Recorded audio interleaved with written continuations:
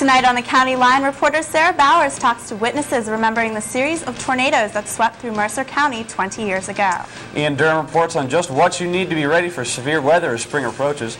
Plus, Pat and Taney take us on the road to the Hoyt Institute, what some people call the cultural jewel of Newcastle. Reporter Amy Dalbon introduces us to the Titan men's tennis team, and Sebastian Driver gives you the rundown of all your spring sports. Crystal Schumacher is live in studio talking to the organizers of Relay for Life in our Newsmakers interview segment. We're live. We're local. The County Line starts now. Right behind me is the VFW 5286, or really what's left of it. A vehicle accident knocked out most of the power in New Wilmington today. Big Titan Town Sports congratulations to the Lady Titans. Ice skating is a favorite activity for people of all ages. For more information, you can pick up a pamphlet like this, which contains a map to the area. Merriman was kind enough to take us up for a hot air balloon ride, so wish us luck. Think of how often you use water each day. Giving tree. Could you explain a little bit about that? Good evening and welcome to tonight's edition of the County Line. We'll be bringing you the latest news from Mercer and Lawrence counties. I'm Ian Brown. And I'm Megan Marshall. The Susquehanna River Basin Commission awarded more than $40,000 in grants to local groups to help with statewide streamside cleanup activities this spring. The funding is in partnership with the State Department of Environmental Protection, PPL Corporation, and PA Cleanways. The Lawrence County chapter of PA Cleanways plans to hold its first cleanup of the 2004 season next Saturday, April 3rd, from 8:30 a.m. until 12:30 p.m. at Hawthorne Road in Taylor Township. This organization will also hold several recycling events this year, including appliance, tire, and electronics. For more details concerning the cleanup or to find out how to volunteer, contact Lawrence County PA Cleanways organizer Marjorie Snyder at 724-654-6119. You can also visit the organization's website at www.pacleanways.org/Lawrence. Mercer County residents had a lot of cleaning up to do after a tornado swept through the towns of Hubbard, Ohio, Greenville, Atlantic, and Wheatland nearly 20 years ago. On May 31st, 1985, a twister left behind a significant amount of damage and destruction in its path. Reporter Sarah Bowers talked with local witnesses who will never forget what happened that night. Bob Collins saw firsthand the devastating destruction a tornado can cause. Collins is the club manager of the Oak Tree Country Club in West Middlesex, and he recalls what happened that night back in 1985. I saw our neighbor's house, with the roof off of his house laying on the street or across the road on top of the other neighbor's house across the street. My good friend John Kearns that owns Tamashannon Golf Course, his house is right along there. I glanced at his house. The roof was off. I see him standing on his top floor, and I can see him from the waist up. And I yelled over at him, "John, is everything okay?" He says, "Yeah, we're okay." Continue to go up the street, and as I'm going up the street, it's getting worse and worse and worse. And your parents are home. And I'm thinking when I get to our house, this thing might be totally flat. Tragedy unfolded in the small town of Wheatland when a Little League team was playing a game at the exact time the twister struck. And they grabbed the kids and they threw the kids in the dugout, and the coach jumped on top of the kids, and he was pulled out of the dugout, and he was killed. So it's pretty sad. There were some sad stories. We talked to Hermitage Fire Chief Robert Goltz, who was heavily involved in the rescue and cleanup efforts following the storm. He tells us some of the steps his fire department has taken to better prepare for similar storms in the future. Now we have radio-controlled sirens. I can sit right here. If the radio comes on, it says there's a weather warning. In effect, the word warning being that's it until it hits. The watch we don't care about. We just kind of look at the sky. Warning. The sirens get blown. I dial up a little number on the radio. Sets off all the sirens. Even though it's been nearly 20 years, Collins will always remember the deadly tornado that swept through Mercer County that night and the damage and destruction it brought. I can just still see that tornado out there like it happened, just weeks ago. And I remember a lot of things that went on that day. It was a scary day. Reporting for the County Line, I'm Sarah Bowers. Coming up, our On the Road team introduces you to the cultural jewel of Newcastle. Stay tuned. Okay, girls, at 3 o'clock. What is he looking at? Oh, so obvious. Captain Obvious has scored again. Open your window, say something. Oh, he's really gonna down. Hi. Hi. Hey, guys. Hi.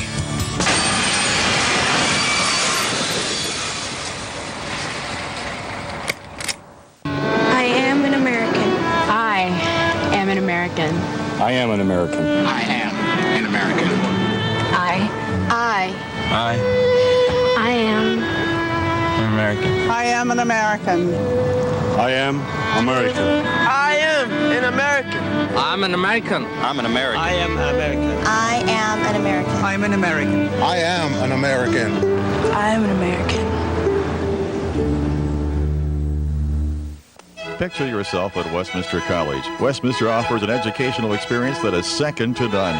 We've been exceeding students' expectations for 150 years. Westminster combines the prestige of a national liberal arts college with the personal attention you deserve. Westminster is a national leader in graduation rate performance and is the most affordable national liberal arts college in Pennsylvania. Visit Westminster's beautiful 300-acre campus to experience an ideal learning environment. Succeed at Westminster College. Warmer weather is just around the corner, but that means the storm season is also on its way. Reporter Ian Durham tells us what you can do to prepare for severe weather. A powerful tornado plowed through the small Mercer County town of Clark on November 10, 2002. The twister packed wind gusts of up to 155 miles per hour as it destroyed everything in its path. Added to the many homeless residents, 19 people were injured and 1 man died. The death toll did not reach any higher because of advance notification prior to the touchdown of the tornado. I visited the Lawrence County Courthouse and Government Center to talk with Emergency Management Agency Director Sharon Critchlow. She went over some precautions you should take in case severe weather does strike. You might want to make sure that you're aware of where the lowest level of the house is, or a room, hallway without windows and mirrors that you may be able to get to. Some precautions that you can take, having flashlights, batteries, a portable radio. You might want some canned goods available to you in the event that you are stranded for some period of time alone. Now, Ms. Critchlow went on to tell me the best way to prepare for severe weather is by being alert and listening to TV and radio broadcasts. Definitely listen to the radio and TV. Pay attention to what's going on around you. Critchlow also says that Mercer County has emergency weather sirens, but Lawrence County does not. This is due to the overwhelming cost of installing a countywide system. She reiterated that residents should always look to TV and radio for advanced warnings. Obviously, anything that can be added to the warning is going to be beneficial, but I think the most important thing is for people to pay attention to TV and radio and to prepare in that manner since we don't have the siren warning system. Okay. Reporting for the county line from the Lawrence County Courthouse in some nasty weather of our own, I'm Ian Durham. Beginning tonight at 7, the Westminster College Planetarium presents Navigating with Lewis and Clark. Physics Department Chair Samuel Leitner says the shows are enjoyable for any audience. Visuals with our shows, we try to show some of the astronomical aspects. We do some of the nighttime sky observations that we can do at the time of the year of the show. But we do try to gear them for the general audience with little or no background. The Lewis and Clark show takes a look at the journey and observations made by the explorers. It continues this weekend, Friday and Saturday night at 7, and next week, April 1st through the 3rd, also at 7 p.m. The shows are free and open to the public. To make a reservation, which is required, call 724-946-7200 Monday through Friday from 8:30 to 4 p.m. Astronomy may not be your thing, but if you're a creative person, Pat Sandora and Tandy Lane found a local museum that you shouldn't brush off. Check it out in this week's edition of On the Road.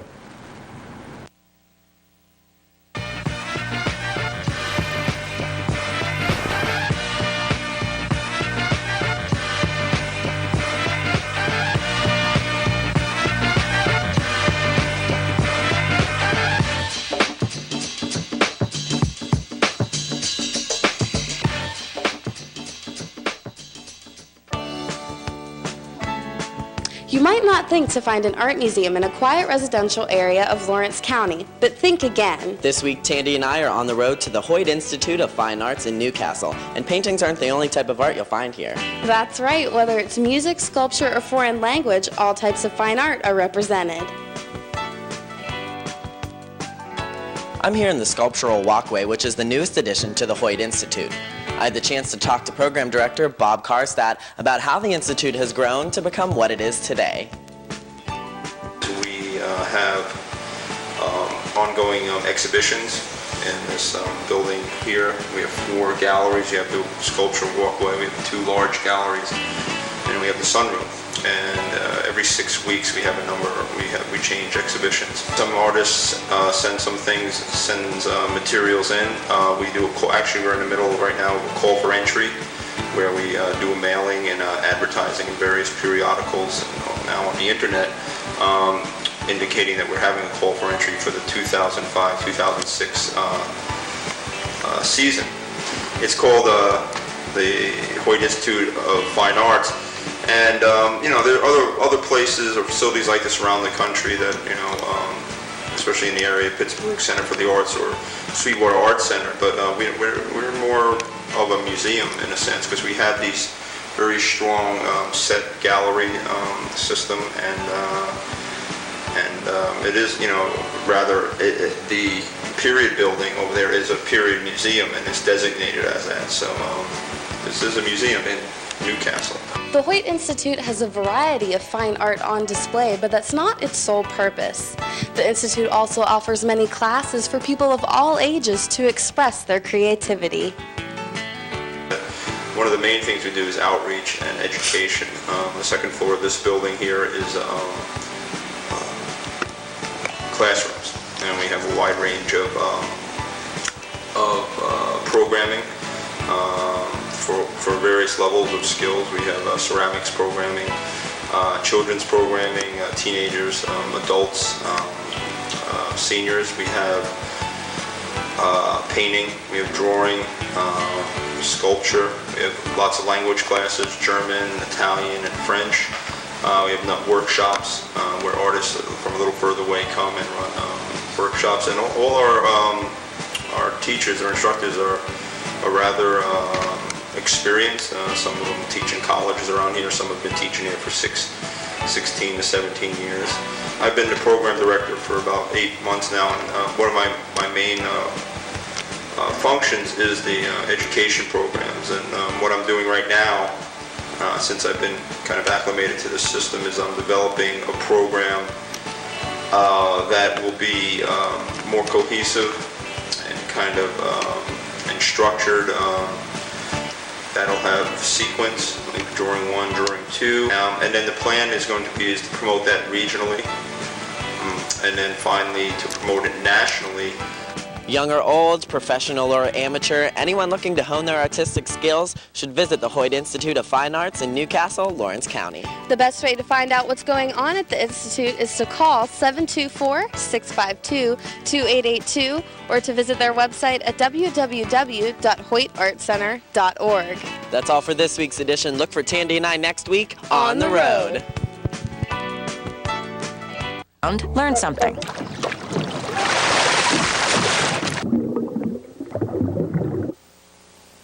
The Lawrence County Humane Society believes in the safety of spaying and neutering your animals.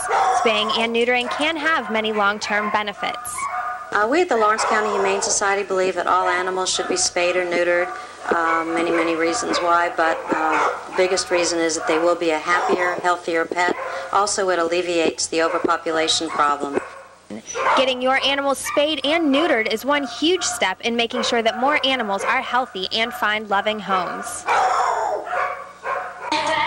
I'm the best thing you ever had. Only thing I'm guilty of is giving you too much love, making you crazy, making you rat, making me fall, making me suspect. Seem to think I'm playing her game. Don't you know the her? This is me. There's a better way to have fun with history. Visit americaslibrary.gov. Log on, play around, learn something. Good evening. Welcome back to Titan Town Sports. I'm Sebastian Driver. Hope you enjoyed your spring break, but there is no break in the world of sports. I was fortunate enough to land tickets to the Division III basketball Final Four in Salem, Virginia over break. Some great games. The 4 teams involved John Carroll of nearby Ohio, University of Wisconsin Stevens Point, and 2 teams from the same conference, Amherst and Williams. Williams, the defending champ. Stevens Point won their first ever championship in thrilling fashion over Williams with a buzzer-beating fadeaway jumper. A great finish to a great season. And good news for Titan fans. With another year of recruiting and perfecting their run and gun system, I think it's not a far stretch to say the Titans could compete at that level. Boy, next season just can't come soon enough. But it's the spring sports season now. Baseball and softball worked on both their hands and their games over the break. We were down in practice this week to catch up with the men as they get set to start their pack slate. Rain and mud, not enough to keep the tough boys from practicing outside Wednesday as the Titans get set to open their President's Athletic Conference season later this week against Grove City. Toughness, a quality Westminster will quickly need to adopt after a rocky start to their season over spring break. But junior catcher Ricky Straw says the Titans can learn a lot from their experience in Florida. We learned a lot of mistakes. We learned a lot what we got to work on. Base running. We're going to work on base running a lot. We'll be practicing a lot. Work on hitting and work on our fielding. Basically just take the mistakes that we made from down there and learn and practice them, get better on them, and we'll do better this season. Not all bad news out of the Sunshine State. Some of the younger guys played big, none bigger than freshman pitcher Tony Cunningham, who was named PAC and ECAC South Pitcher of the Week. Cunningham fired a 9-inning complete game shutout against St. Mary's College of Maryland in his first collegiate start. His performance, along with some others, have first-year head coach Carmen Nacera feeling confident about how his team stacks up against the rest of the PAC. Well, I think we should be very competitive. I think we have a fine mixture of young players and veteran players.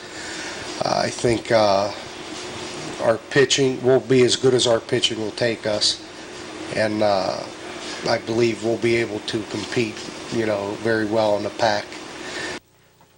Westminster will host Grove City for a single game Friday afternoon and then travel across over into Mercer County to take on the Wolverines for a doubleheader Saturday. That action starts off at 1 p.m. We mentioned the softball team also down in Florida. The ladies fared pretty well over their break. Here's the story of their fast start to the season. The Lady Titans driven inside by Wednesday's awful weather. Westminster had quite a successful trip down south, finishing off with a 6-4 record in Florida. The ladies were paced offensively by junior first baseman Heidi Kimmel, who's batting .366 for the season. Westminster relied heavily on a strong freshman class. In fact, there are more freshmen on the roster than any other class, 7 first-year players in all. Amongst those who made a big splash in their collegiate debut, check this out. How about this for a baseball name, Jennifer Pancake? How about this for an ERA? 0.00. That is Pancake's ERA after 7 appearances. She's got a 5-2 mark over the team's first 12 games. She's also doing it on the offensive end with a steady .324 batting average. After a successful start to the season, Coach Jan Redinger is optimistic about the rest of the year. Well, I was pleased how they played in Florida. We have a young group, so that's why it was exciting to see them kind of focus on the game and kind of get together as a team and work together pretty early in the season, and we were glad to see that. We have a lot of experienced veterans, but when you mix them in with the young kids we have, it gives us a well-rounded team and some pretty good depth. Everyone knows about baseball and softball. One string sport that may get overlooked, men's tennis. Reporter Amy Dalbon has more on Titan Tennis. Spring sports season is well underway, but there are still a few teams that we don't hear much about and don't get the recognition that they deserve. Earlier this week, I hit the courts with the men's tennis team. John Libert is the lone returning senior starter for the men's team. He has played the past 4 years here and has been able to play for the past 2 with his brother Ben. This year, Ben and John played number 2 and 3 doubles together and have a record of 4-3. Last year was their first year in the pack, and the team was able to post a 9-9 overall record and finish 3rd in the conference. This season, the team has 7 returning lettermen and hopes to do even better this season. The team's record as of now this season is 2-7, but John explains that non-conference matches aren't the main focus. Very much the major matches that we have to focus on are going to be from pretty well here on out, where we play other conference opponents, and those are a pretty good determinant as to how we'll fare in the competition at the PAC championships later on in the season. So. The men's tennis team started in 1975, but most people didn't even know there was a team. One reason people may not have noticed is because the matches used to be played behind Old 77, and now they're played on the courts located behind the Memorial Fieldhouse. Even though this is John's last season here at Westminster, he would like to see more support from students and faculty during home matches. When we do have fans, it's nice, and we really appreciate them, but it'd be nice to get some more out there. So. The Titans have 4 home games this coming week, starting Monday the 29th at 3:30. They'll be battling the Teal Tomcats looking for their first PAC win of the season. So come on down to the courts behind the Memorial Fieldhouse. Admission's free, so there's nothing stopping you from coming down to support our Titans. Reporting for Titantown Sports, I'm Amy Dalbon. A couple quick notes before we head out. W&J head women's basketball coach Carrie Zicafus has resigned to pursue other interests. Zicafus led the Presidents to the ECAC South Championship game this season and an NCAA tournament appearance in 2003. No successor has yet been named. And the Westminster women's swimming program has snagged a prestigious honor. The Lady Titans were one of 62 Division III teams named an all-academic team by the College Swimming Coaches Association of America. Their overall team GPA 3.146, a high water mark that I personally have not seen since before the 6th grade picnic. That's it for Titantown Sports. More County Line coming up after this.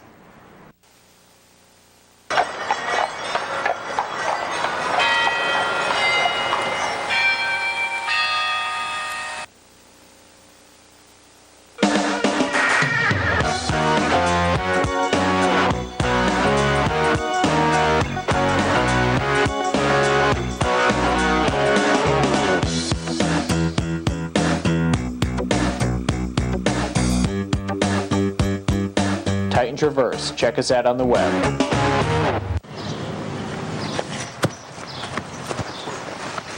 I'm open! Shoot it, Cassie! Shoot it!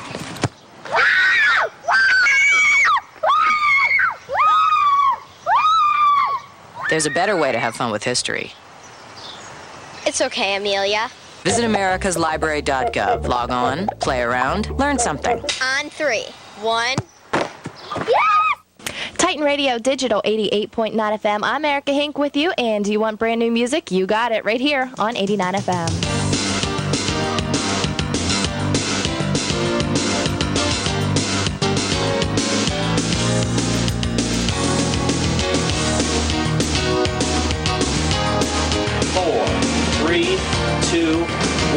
Broadcast Communications at Westminster College. Check it out on the web at www.westminster.edu.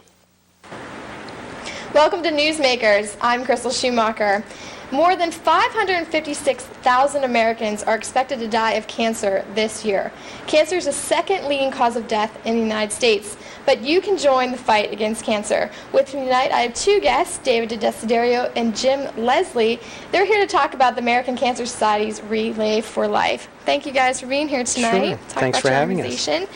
Now, we'll start off with the basics. What is Relay? Relay is the American Cancer Society's signature event for fundraising. It's an event where teams come together, raise money, and have somebody on the track at all times during the event to signify that cancer never goes away. It's always there with us. So that's kind of why we do this. And Dave, you're a fraternity, Alpha Sigma, Alpha Sigs. You guys started this in 1998, correct? Correct. Mike Z. Branch started in 1998 in memory of Dr. Peter Mackey, who passed away from cancer. Okay. Now, what do you do exactly? Well, I've been the chairperson. This is my 2nd year as the chairperson. My brother had previously done it for 2 years. Then we had Mike DeVia do it before myself. And we basically organize the event. We start organizing right when we get back from Christmas break. So it takes a couple months to get everything together with sponsors and food and entertainment things for everyone. And we look to have a big year this year. We're really excited about it this year. And how much money did you raise last year? Well, after everything was said and done, we raised just over $23,000. That's quite a bit. And over in Lawrence County, you raised under $400,000. Just under $400,000. There's 3 relays in Lawrence County. Westminster's one and of this them. is your biggest fundraiser? Yeah. Relay is. Okay, and this began 15 years ago, correct? In Lawrence County, right. Okay. And how important is this event to the American Cancer Society? well, it is our leading fundraising event, so we put a lot of time and effort into it. A lot of behind-the-scenes work goes into it. It's where we make our money to do the research, so that's why we do it. And Dave, I think that we should tell the community, when exactly is this event? Relay this year is on April 17th. It's a Saturday. It's beginning at 10 a.m. running till 10 p.m. Anybody can still sign up. We can still get teams registered. If you contact Student Affairs here at Westminster College, they can get you packets or anything else you might need, or contact me. Or How many teams do you expect? Well, we're expecting over 50 teams this year. we have a lot of packets out now still waiting to be turned in, but there are still other ones that are expecting packages, so we're gonna be sending some more out. So hopefully over 50, pushing 60 teams this year. Now, is there a limit to how many people can be on a team, or? We like to keep it like 8 to 15 people on a team. If you have more than that, it'd be nice to form 2 teams to raise money that way. Now, what kind of events are you planning? It's 12 hours. So what are you expecting? Right. Well, throughout the day we do different things. We do water balloon toss, egg toss, just for prizes, little prizes that we give out. We'll be having a dunking booth this year with some of the Westminster professors. We'll be participating in that, so that should be a good time. We'll have the Titan Radio. We'll be down there all day putting the music on for us. And a punt, pass, and kick competition will be down there. And then we'll have the helicopter fly in, hopefully, if nothing, if they're available to come. We usually have helicopter fly in from Stat Medevac. So and you usually end the event with a bang. You have fireworks, That's correct? right. At 9:30, we will be starting the fireworks show. So if anybody in the community would care to come watch, you're more than welcome. Could you tell me a little bit about the Survivor Walk? Yeah, Survivor Walk is a lap around the track honoring those who are survivors of being diagnosed with cancer of any type. It gives those people honor, and it also shows that cancer is not a death sentence, that a lot of times you can survive it, and I myself am a 9-year survivor, so it just signifies that you can do it. Sure does. That's a wonderful thing for people who fought through that. So, and also you're having a luminary service, correct? Correct. Could you explain a little bit about that? Well, luminaries, you buy a luminary to honor someone who has passed from cancer or someone who has cancer. You honor them, just a remembrance. And we go through a list of the names of all the luminaries that were purchased in remembrance of these people, and it kind of just pays honor to them and helps the people that are fighting cancer with their fight and encourages them that, like Jim said, it's not a death sentence. There is ways to survive. There is hope. What other fundraisers do you do throughout the year? Well, in Lawrence County, we just finished up Daffodil Days, which is a week-long event where we sell daffodils, the first flower of spring, to give hope. We hope that spring is definitely here now, and it gives people hope through the money we raise also. We also do an auction in the fall, late fall, usually in November. And there's a golf tournament. So you keep yourself busy. We're busy all year. Keep yourself busy. Yep. And there is also 2 more relays in May and June. So in case someone can't come to this one, there's also 2 more opportunities. Right. Well, I'd like to thank you guys so much for being here tonight. Sure. It is a wonderful cause. I've done it for the past 3 years that I've been here at Westminster. And it's a lot of fun, so I really encourage you to do it. Once again, it's April 17th at Bury Stadium. And for more information, you can contact Dave or Jim. Their email addresses are up on the screen, or also you could go to www.cancer.org. Coming up next is Moore County Line. I got a filet of sole and a cracked crab for Mr. Studied higher math back in school and now can order expensive lunches and charge it to the company. Next office down the hall. Well, thanks. Have a good one.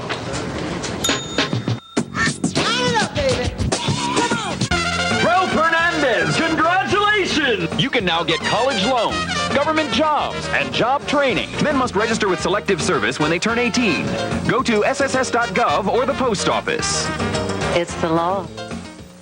Picture yourself at Westminster College. Westminster offers an educational experience that is second to none. We've been exceeding students' expectations for 150 years. Westminster combines the prestige of a national liberal arts college with the personal attention you deserve. Westminster is a national leader in graduation rate performance and is the most affordable national liberal arts college in Pennsylvania.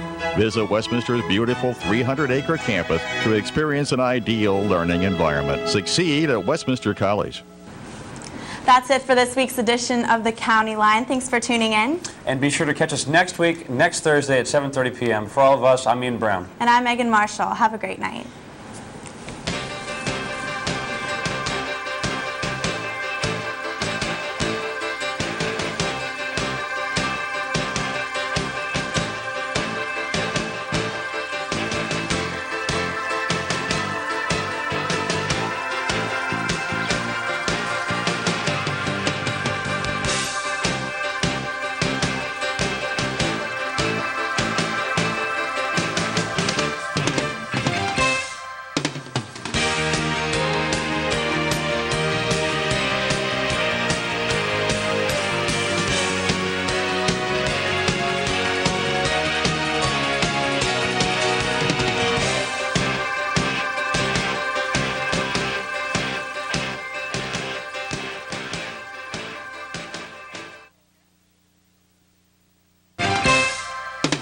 County Line reporter Ian Brown investigates the rapidly increasing gas prices in our area. We'll update you on the latest additions to the Newcastle Transit Authority. And we'll tell you about the newest and most popular form of crime that's sweeping the nation and may be directly affecting you. Reporter Megan Marshall talks to 2 district attorneys about prosecuting and preventing crimes against children. In our Newsmaker segment, Crystal Schumacher talks to Westminster College's Green Party presidential candidate, David Cobb. And as always, Sebastian Driver is here with all your Titan Town sports. We're live. We're local. The County Line starts now. Right behind me is the VFW 5286, or really what's left of it. A vehicle accident knocked out most of the power in New Wilmington today. Big Titan Town sports congratulations to the Lady Titans.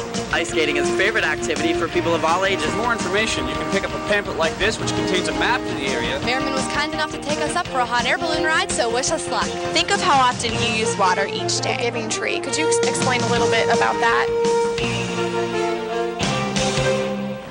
Good evening and welcome to this week's edition of the County Line. It seems that Mother Nature is playing a practical joke on everyone today. The old saying goes, April showers bring May flowers, but everyone thinks of rain, not snowflakes. Hopefully by this weekend, the snow will be gone when we spring ahead for daylight savings time. So don't forget to turn your clocks 1 hour ahead Saturday night before you head to bed.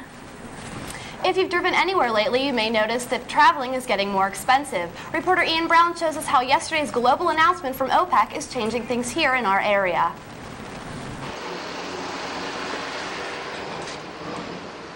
Regardless if you're driving a small sports car or a giant SUV, it seems that money is hemorrhaging out of everyone's wallet.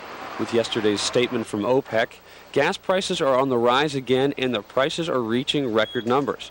The jump in price in some gas stations is staggering, so much that it's starting to shock local residents.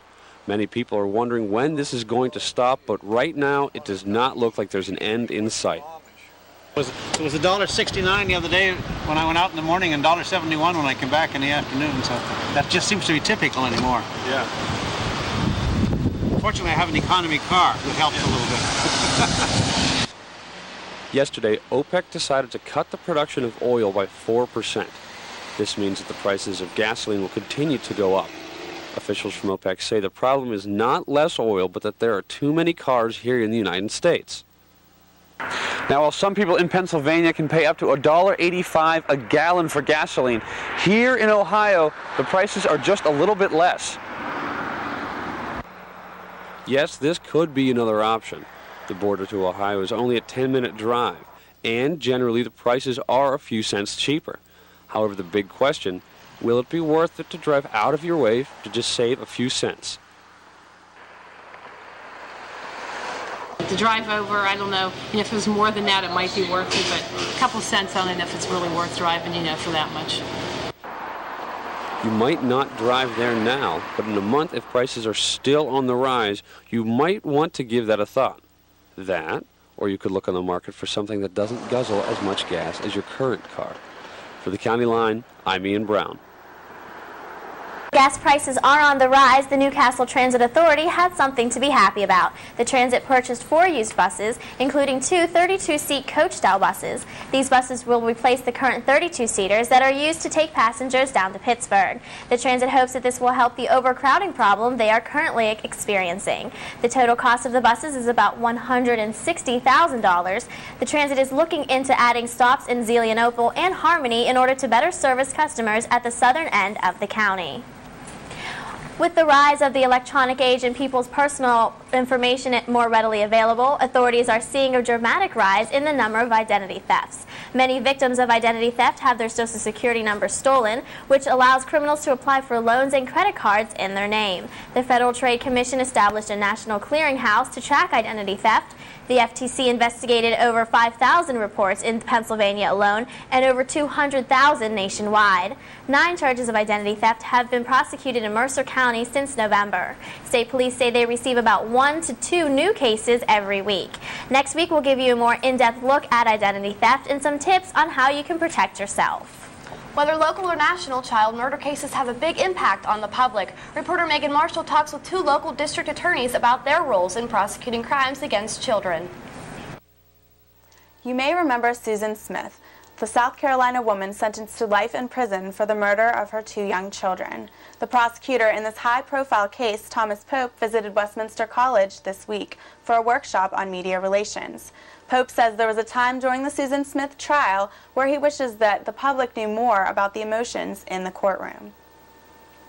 Selfishly, at one point, I did in fact want the cameras there, and that was when David Smith, the father of those boys, testified. David would talk about his life with his children and taking them to the park and watching the videos, and he said Michael's favorite video was 101 Diametrons. He couldn't say Dalmatians, you know, and just little stuff. So you bring these kids back to life, and then you have to take them to the day that they were killed or the day he found out they were killed. And basically, in essence, in courtroom, you were having to kill them again to show that jury the pain that this inflicted. So it was intense because I think we look at it, the situation, all of us that have kids or siblings or whatever the case may be, and to fathom how this could happen to children. Locally, Lawrence County District Attorney Matt Mangino has prosecuted child murder cases similar to the one in South Carolina.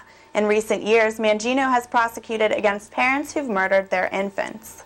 Those are difficult cases because, you know, the dynamics of the families, they line up on both sides. You know, some people favor, prosecute this guy for what he did to my grandchild. On the other hand, it's like, well, you're victimizing our family again now because you're taking the father out of the home. But they're difficult cases to deal with. You know, you got to send a clear message that that kind of conduct is not going to be tolerated in the community. The Lawrence County District Attorney joined forces with other counties to start a program with a proactive approach to prevent these kinds of cases. The program is called A Hand to Hold. We made a public statement that we wouldn't prosecute a mother or a parent, a father who brought a child unharmed, a newborn unharmed, to the hospital and left that there. We wouldn't ask any questions, we wouldn't ask names, we wouldn't ask anything. If they gave us the health background and left the child there, we wouldn't prosecute them. A Hand to Hold is now law across Pennsylvania. Prosecutors say there's no way to completely stop this from happening, but at least the proactive approach is a step in the right direction. In the newsroom, reporting for the County Line, I'm Megan Marshall. Coming up next on the County Line, our on-the-road team bowls up a good time. And we'll tell you some penalties if you miss the April 15th deadline for your taxes. Stay tuned. Okay, girls, at 3 o'clock. What is he looking at? Oh, so obvious. Captain Obvious has scored again. Open your window, say something. Oh, he's really gonna down. Hi. Hi. Hey, guys. Hi.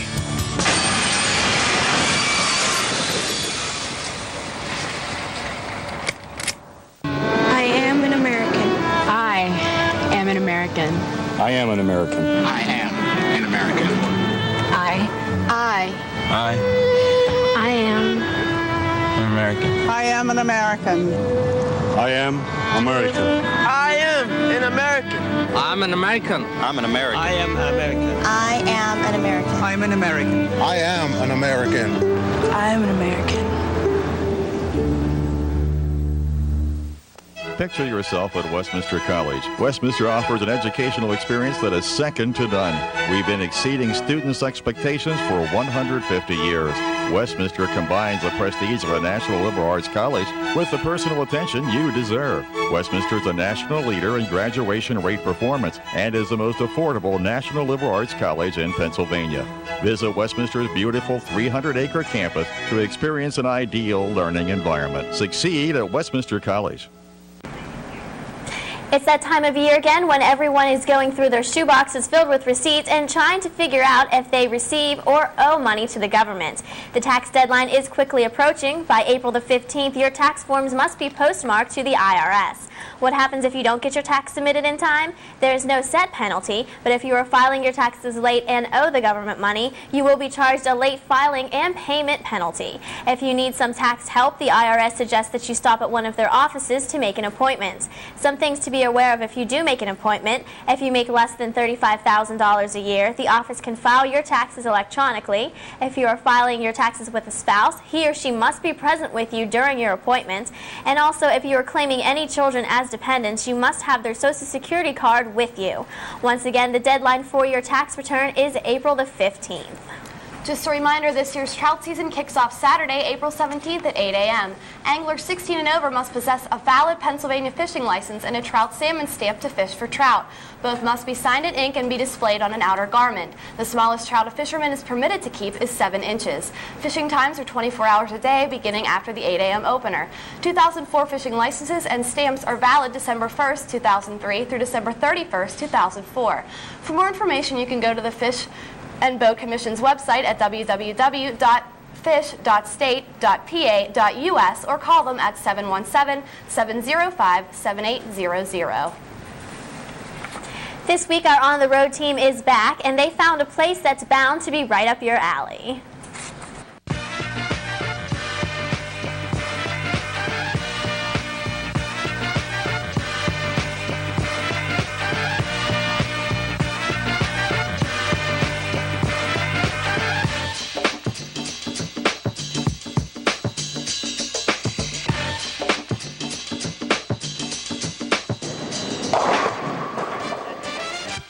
Most people don't think about having to come up to the second floor to find an alley, but people in this area know better. This week, Pat and I are traveling on the road to Thornton Hall Bowling Lanes in Sharon, PA. Thornton Hall Lanes has been attracting visitors since 1949, and it doesn't look like they'll be losing popularity anytime soon. So whether you're a seasoned vet or a rookie at the lanes, Pat and I will give you the scoop on this vintage hotspot.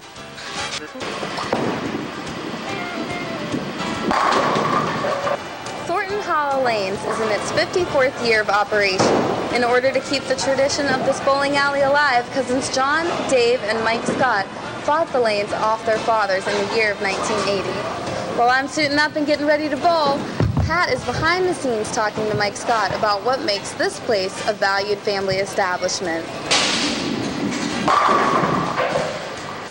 Before we opened this bowling center, our fathers attempted to get a lane at one of the local houses at the time, and they were told that you can't get a lane. If you don't bowl in the league, you can't get in the lane. So they thought, well, that'd be a good business to get into because there's more demand than there is supply. So they originally built this half of this place, was 22 alleys in 1949, and the demand was so great that in 1961 they added 22 on the other side to give us a total of 44 to handle it was just overwhelming, the amount of interest in the sport of bowling during the 50s. But now there's competition from movies, videos, home videos, video games, stuff online. None of that was around in the 50s, so you had to find something to do. It was either roller skate or bowl or go to a movie. Now there's so many other things that you can do.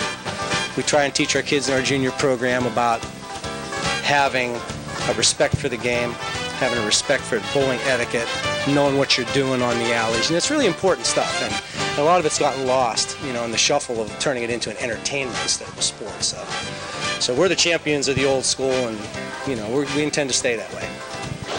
Thornton Hall Bowling Lanes is open every day of the week.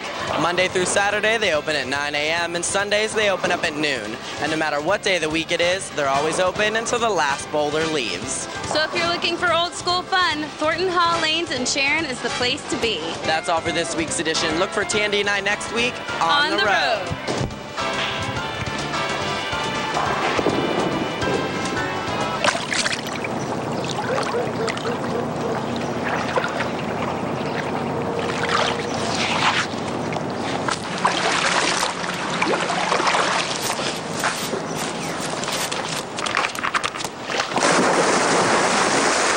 There's a better way to have fun with history.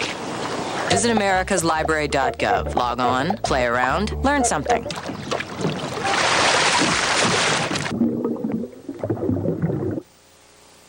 The Lawrence County Humane Society believes in the safety of spaying and neutering your animals.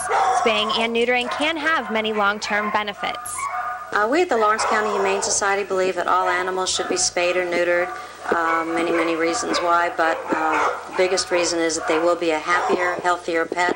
Also, it alleviates the overpopulation problem. Getting your animals spayed and neutered is one huge step in making sure that more animals are healthy and find loving homes.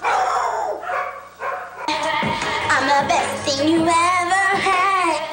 Only thing I'm guilty of is giving you too much love, making you crazy, making you rap, making me follow me, making me suspect. Sing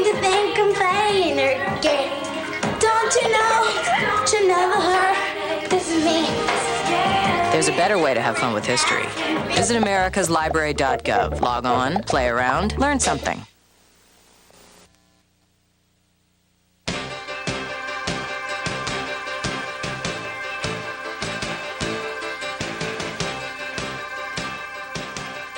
Sebastian Driver, and things are changing on the national sports scene. The No Fun League NFL has outlawed multiple player premeditated celebrations. So what does this mean?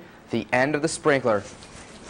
I'm devastated. And the big news, we're 48 hours away from the NCAA Tournament Final Four, and Titantown Sports is giving you another chance to win. Pick the Final Four results: UConn, Duke, and Georgia Tech versus Oklahoma State. My picks: OK State and Duke, and I'm going to ride the Cowboys all the way. My final score: 77-73. OK State over the Blue Devils Monday night. Person with the most correct picks wins a Titantown Sports prize pack, tiebreaker, total points scored in the championship game. Email your picks to drivers@westminster.edu. After a slow 3-9 start to the campaign, the baseball team had to turn things around in time for the Pac season opener Monday. Here are the highlights. Titans christening their newly renovated home field, the first game at home all season long, and who else to open things up but the ace of the Titans pitching staff, senior Pat Boyle. Early on, Boyle would have some struggles as Grove City was on fire. Bases full of Wolverines, top of the second, where this single from sophomore Jerry Ott drives in a pair, and the visitors were up big and up big early, 6-0 after the first 2 innings. But Titans would try and battle back. Bottom of the second, Kevin Gesation on first, and he goes for the steal, gets down and dirty. Oh, young man, you're safe. But remember, Staines stick to get out tough Staines. A nice day for Gesation, 3 of 6 at the plate. He would score a run. And after that steal by Gesation, Brad Hawkendoner gets on first base with a quick walk, and the Titans look like they'd be able to make a comeback. 2 on, 2 out. But the story of the day for the Titans, they were not able to bring their runners home. Here the pop fly to end the second and end the threat. And we move on to the 5th, where Ben Yeckel goes, yeah. That one's swimming at the bottom of Lake Britain with the sturgeon, a 3-run blast for Yeckel, but it was too little too late. The Titans can't overcome the early deficit. They fall to Grove City 12-8 to open the Pac season. Switch gears now. 3 of the starters from this year's Pac Championship basketball team were Newcastle High graduates. Here's the story of a former Red Hurricane who plays a vital yet underappreciated role for every single sports team here at Westminster. Scott Freilich, 2003 President's Athletic Conference MVP. Pat O'Connor, 2004 second team All-PAC pick. These are names that first come to mind when you talk about Titan athletics. But what about the man with no offseason, who makes it all possible on a day-to-day basis? I'm like 5.5 and 16, so I think obviously okay. They didn't move from last year. Meet Ed Bender. Westminster's equipment manager for the past 4 years, deals with all the behind-the-scenes stuff, everything from groundskeeping to dirty laundry. But as Bender will tell you, he doesn't mind missing out on the limelight. No, I've had the ink before. No, it's just nice to see everything run as it should. You know, at the end of the day, to say things went well, and if there was a glitch somewhere, we took care of it in a hurry, and everything went as it should. That's my job. Now, those involved in the Westminster Athletic Department not only appreciate what Ed Bender does on a regular basis, but also understand that he plays a key part in Titan success on the field. Oh, clearly, Ed is indispensable. You know, talk about a guy who goes above and beyond for every sport that's here. You know, he's a guy that really, I think if you ask any of the coaches here, none of them could live without. The work that he does is just incredible. The amount of hours he puts in, his work ethic, he's just a tremendous asset for Titan athletics. A day's work for the Newcastle native includes things as simple as shoelace replacement to setting up high-tech video cameras for upcoming track meets. And Bender says it's all part of the job he loves. Going to the games. The games are always fun. It's nice when you win, but they're always fun to go to, because I don't have a whole lot to do during the games. That makes a difference when you can sit down and enjoy them. I mean, you see the kids practice every day and how hard they work. And I have a lot of things to do while they're practicing, but during the games, that's the fun part. What about the lead? Quickly now to our buzzer beater. A couple of Titans earned PAC honors last week. Freshman softball player Jennifer Pancake earned PAC Pitcher of the Week for her outstanding start to the year. And what'd she do for an encore? Threw a no-hitter yesterday. Also, sophomore men's golf standout John Mattoon was named PAC Golfer of the Week after finishing 6 out of 88 golfers at the Malone College Invitational over the weekend. And kudos to the entire women's golf team as they captured the team championship at the Grove City Invitational. High school news, George Jr. head basketball coach Bob McConnell resigns. He leaves the school with a very impressive resume, including 2 AA state championships in 1996 and 98. That's it for Titan Town Sports. Stay tuned. More County Line coming up after this.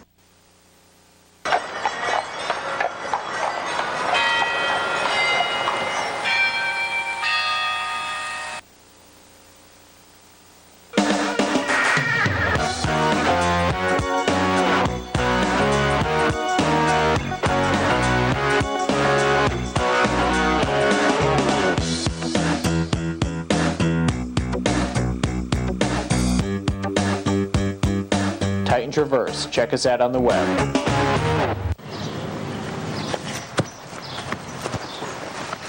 I'm open! Shoot it, Cassie! Shoot it!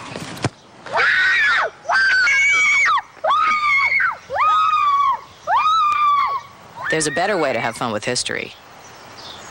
It's okay, Amelia. Visit americaslibrary.gov. Log on, play around, learn something. On 3. 1. Titan Radio Digital 88.9 FM. I'm Erica Hink with you, and do you want brand new music? You got it right here on 89 FM.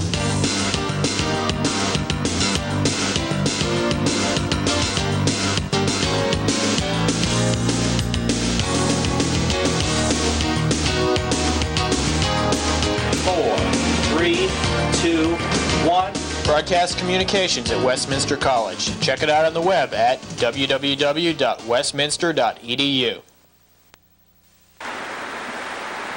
Welcome to Newsmakers. I'm Crystal Schumacher. With me tonight is David Cobb, a leading candidate for the Green Party's presidential nomination. Well, thank you so much for being here tonight. It's a pleasure. Thank you, Crystal. It's a pleasure to be here. Okay, so let's start off. Let's be a little realistic here. A lot of people don't really know your name because you are an outside candidate. So why is it so important for you to run? Well, it's important for the Green Party to be fielding a presidential candidate in this election cycle because only the Green Party is willing to run candidates that call for an end to war as foreign policy, call for a dismantling of the military-industrial complex and the worldwide corporate empire. We're the only political party running candidates calling for a universal health care, living wage, publicly funded elections.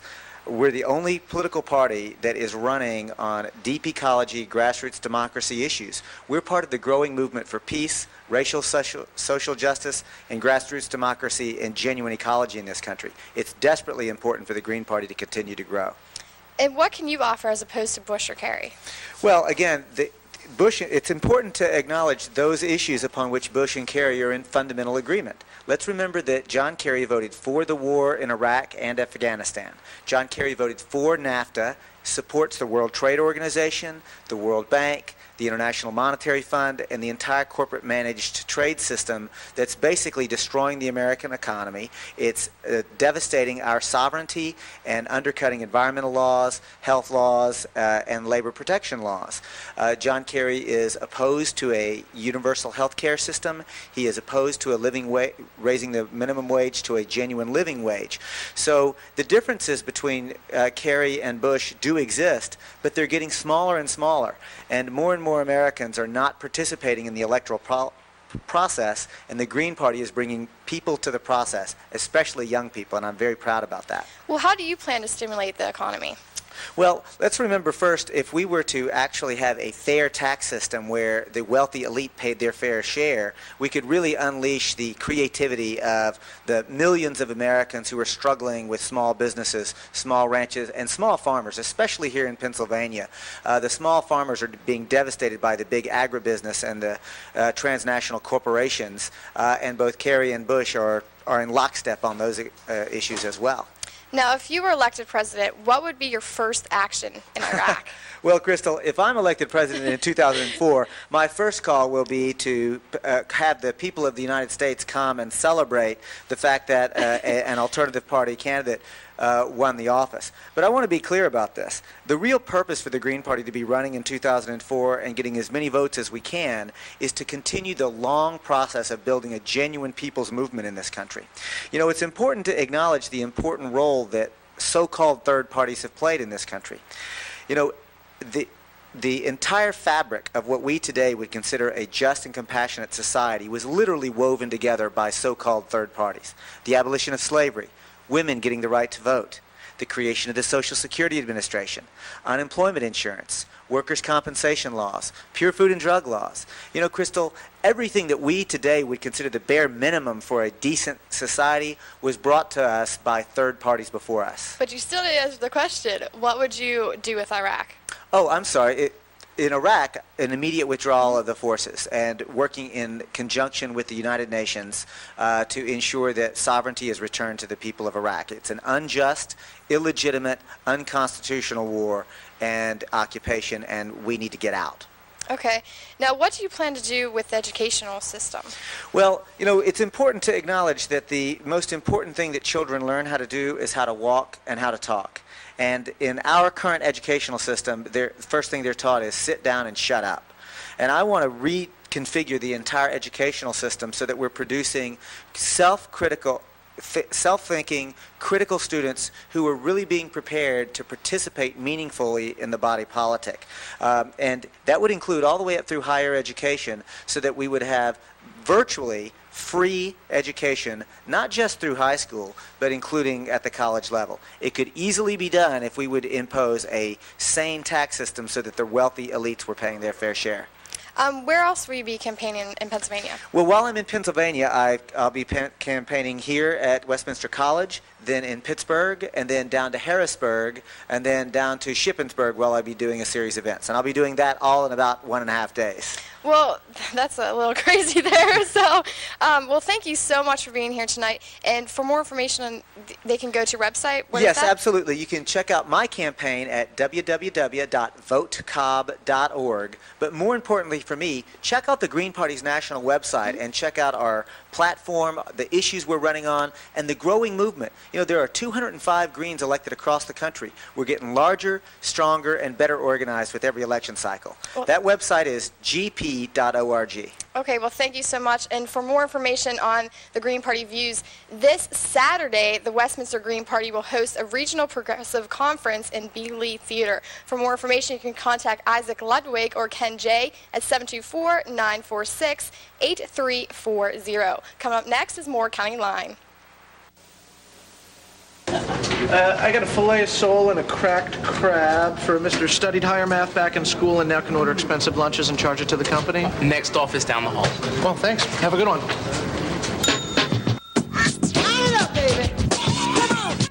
Ralph Hernandez, congratulations! You can now get college loans, government jobs, and job training. Men must register with Selective Service when they turn 18. Go to sss.gov or the post office. It's the law. Picture yourself at Westminster College. Westminster offers an educational experience that is second to none. We've been exceeding students' expectations for 150 years. Westminster combines the prestige of a national liberal arts college with the personal attention you deserve. Westminster is a national leader in graduation rate performance and is the most affordable national liberal arts college in Pennsylvania. Visit Westminster's beautiful 300-acre campus to experience an ideal learning environment. Succeed at Westminster College.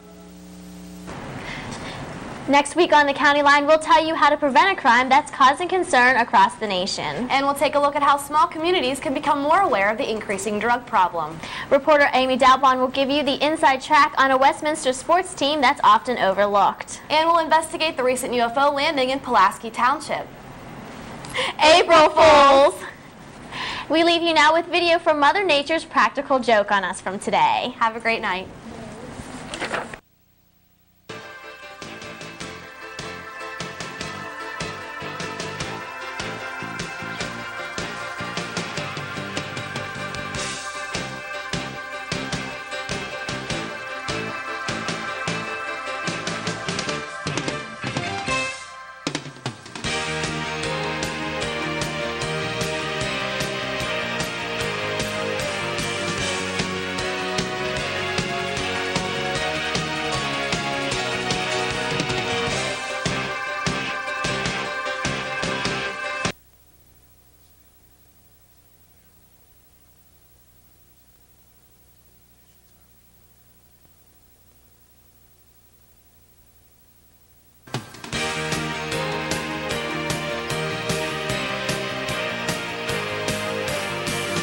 Tonight on the County Line, reporter Sarah Bowers pays a visit to the survivors of a recent fire in New Wilmington. Crystal Schumacher interviews a local newsmaker about Lawrence County tourism, and Sebastian Driver and Amy Dalbon bring us the latest sports highlights and previews.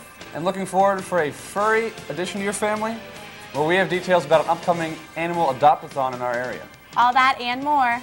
Stay tuned, the County Line starts now.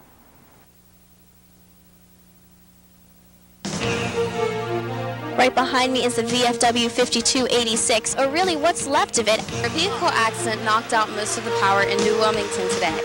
Big Titantown sports congratulations to the Lady Titans. Ice skating is a favorite activity for people of all ages. For more information, you can pick up a pamphlet like this, which contains a map to the area. Merriman was kind enough to take us up for a hot air balloon ride, so wish us luck. Think of how often you use water each day. Giving Tree. Could you explain a little bit about that? Good evening and welcome to this week's edition of the County Line. I'm Megan Marshall alongside Ian Brown. In tonight's top story, last week the New Wilmington Fire Department received a call from an Amish passerby reporting a fire engulfing a barn in Wilmington Township. Reporter Sarah Bowers visited the site of the fire to find out how the owner is recovering from this devastating loss. This is all that's left of the Little Wee Horse Farm here in Wilmington Township. 15 horses died in the blaze, some of which were pregnant, but there were survivors. Meet the 9 miniature horses and 12 kittens that escaped the blaze. We talked to the owner's son, John Franchini, and he says his mother started breeding horses in order to fulfill her longtime dream. She always loved them, and then when she got to a point in her life where she could afford a place, that's what she did, because she always wanted to. These horses were the owner's pride and joy, and it was her dream to come out to a small community and breed these horses, and she's done so for the past 5 years. She's very attached to them. She takes care of all of them herself. There's nobody here that really helps her. She really does it all herself. Franchini says how much a helping hand can truly mean in times of grief and loss. It's going to be hard, but I think she'll pull through. As I said, the friends are really helping. Everybody's given us as much help as possible so far. People closest to Franchini have even set up a shelter to help house the survivors until a new barn is built. If you'd like to make a contribution or donate money to the Franchini family, you can send it to Karen Franchini, 12 Orchard Road, New Wilmington, Pennsylvania, 16142. Reporting for the County Line, I'm Sarah Bowers. With the increase of computers and people's personal information more readily available, cases of identity theft are skyrocketing across the nation. The Federal Trade Commission investigated over 200,000 reports nationwide. In the newsroom, reporter Julie Stolze has tips on how to keep your identity safe. Julie. Thanks, Ian. Identity theft is a major problem both nationwide and right here locally. A criminal who knows your social security number, bank account information, or any other information can, at least on paper, take your identity and cost you thousands of dollars. A criminal can obtain your personal information through the internet, through phone calls, and even from old employee records which have your social security number listed on it. A victim of identity theft can see their life savings disappear, can be denied loans, and can even be denied certain jobs. I spoke with Information Security Officer Brian Fury, and he explains the steps a victim must take. First thing we have them do is contact one of the 3 credit bureaus and file a fraud alert, and then that'll carry over to the other 2, and that'll put basically a freeze on all of their credit, and nothing can be done with that. They're okay from that point. Then we want them to file a police report and make sure that they get a copy of that, because that'll be vital in them clearing up any mistakes or fraudulent charges that have been made on their accounts. Federal and state laws and banking industries are trying to limit your losses from identity theft. However, even after the criminal is caught, the damage still isn't over for the victim. It takes about 4 or 5 years to get your credit cleaned up. Most of that work is done by the victim, and on average I think it costs about $10,000 to $15,000 out of the victim's own pocket to get their credit back in order. If you are a victim, then you can be turned down for home loans, automobile loans. You'll be turned down for jobs that you apply for. It'll really wreck your life quickly. So at least annually check your credit report. To order a copy of your credit report, you can contact one of the 3 credit bureaus. You can contact Equifax at 1-800-685-1111, Experian at 1-888-397-3742, or TransUnion at 1-800-888-4213. And also by law, the most you can be charged to receive a copy of your credit report is $8.50. Some other tips in preventing your identity from being stolen away from you: do not carry around any more checks or credit cards than you think you're going to need. Cancel any credit cards that you do not use. Shred or tear up any credit card applications, receipts that may have credit card numbers on it, canceled checks, bank statements, expired credit cards, and any other documents with your personal information on it. Pay close attention to your bank account statements and credit card bills. Never leave your mail in your mailbox for an extended period of time, which allows time for criminals to get into your mailbox and take out credit card applications or other documents. And also, keep your credit card number, account passwords, and your Social Security number protected. You should especially keep your Social Security number protected because this is often the key that criminals use to apply for more credit cards, loans, and other things. Reporting in the newsroom for the County Line, I'm Julie Stolze. Back to you, Ian. Thanks, Julie. This past Tuesday, over 300 students from area high schools traveled to Westminster to compete in the annual History Day competition. 11 schools competed in this nationwide competition, which included historical exhibits, papers, and a multimedia presentation. The day ended in the afternoon with an awards ceremony for all the schools. The top 3 winners from each category continue to advance and compete. They're now on their way to Harrisburg. Best of luck to them from us. I'm sure they'll all do great. Stay tuned. After the break, the Moore County Line continues. Okay, girls, at 3 o'clock. What is he looking at? Oh, dude, it's so obvious. Captain Obvious has scored again. Open your window, say something. Oh, he's really gonna down. Hi. Hi. Hey, guys. Hi.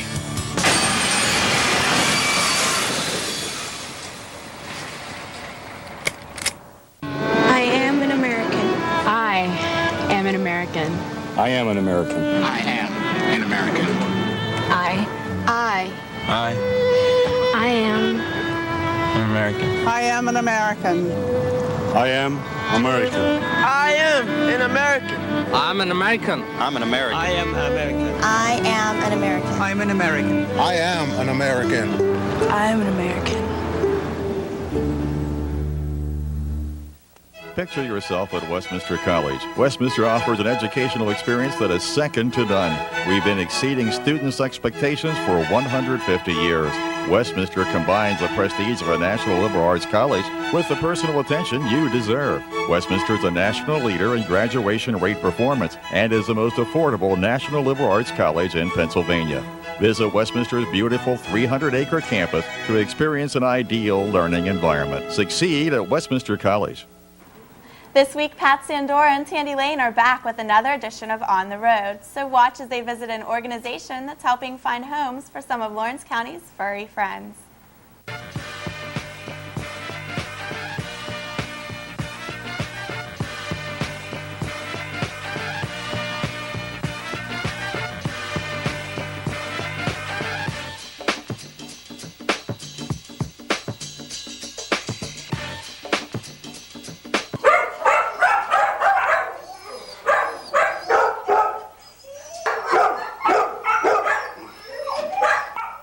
Each year, millions of animals in need of a good home are turned into shelters around the country. So this week, Tandy and I are on the road to the Lawrence County Humane Society. The Humane Society is celebrating 50 years of giving homeless animals loving homes. Board member and volunteer Lois Winter gives us insight as to why adopting a pet is so important. We have a variety of dogs and cats, puppies and kittens. Spring is here, so we're starting to get puppies and kittens in. It's breeding season, so we'll be overwhelmed shortly. The older dogs are out of the puppy stage. They're not necessarily chewing anymore. They're older, wiser, and they're easier to train. And they're ready to be trained if they're not already trained. So I would definitely recommend adopting an older pet. If you can't find a puppy or a kitten, the older animals are just wonderful, and they're just so grateful. Sit. Our adoption process is that you come in, you select a dog or a cat, puppy or kitten that you like, and then there's a 3-page application, a little questionnaire that we have you fill out, and that basically gives us information about you and helps us help you pick out the right animal for you. We ask basic questions about, do you have children at home? Because not every pet is suitable for a family, and we like to know the ages of your pets. Have you ever had pets before, and do you own pets now? And what kind of pets do you have? That just sort of helps us match match the right pet for the right family. Animals come in from all different ways. If someone owns a dog and can't take care of it any longer, say they're moving or they have allergies, they come in here.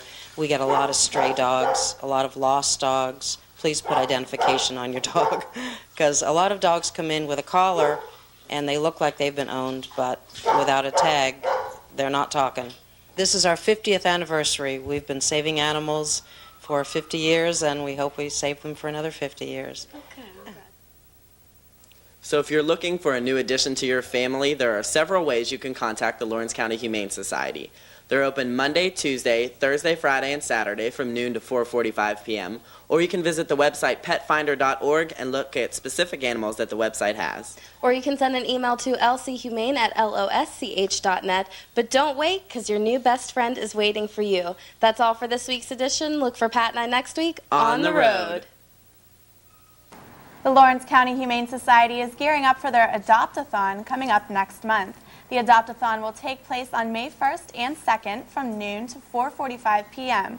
For more information on how you can get involved with the Humane Society, call Lois Winter at 724-652-4649.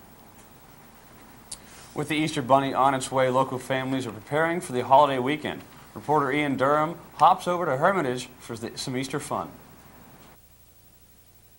When Joyce Mary comes into work each day, she does what any ordinary employee would do. She tidies up the store to prepare it for customers. But Joyce is no ordinary employee, and she doesn't work for just any ordinary store. Well, I'm here at Crane X, where workers and shoppers are getting into the Easter spirit, and you're about to see why. Joyce says that Crane X has a wide variety of Easter products. Well, we carry everything from toys to outdoor decorating items to lights. Of course, the plants that you see in the background here behind me. And we also have an assortment of candies. Gianna's is a local company from Ohio, and then Philadelphia is right here in town. The store also carries many types of flowers and stuffed animals for all your Easter shopping needs. But those are not the main reasons why these people are here. They came to see the 300-foot-long Easter Bunny Lane. Easter Bunny Lane takes probably about 4 weeks to set up, and the employees that work here are the ones that set the display up for everywhere from the floral designers to our in-house construction people to our cashier's help. As far as the display itself, it's designed over a period of about 3 or 4 months, and it starts on February 15th and closes the Monday after Easter. The display contains everything from animated figures to waterfalls to Easter eggs. So if you haven't visited Crane X yet to see it, you only have 3 days left. Plus, you never know who might show up. Reporting for the County Line, I'm Ian Durham. Coming up in Titantown sports, reporter Amy Dalbon takes us to Bury Stadium to talk with the Westminster track team. Stay tuned.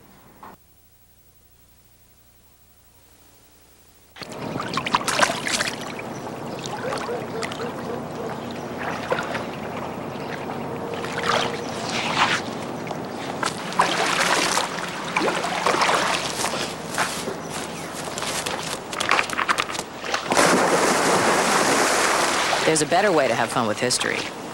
Visit americaslibrary.gov. Log on, play around, learn something.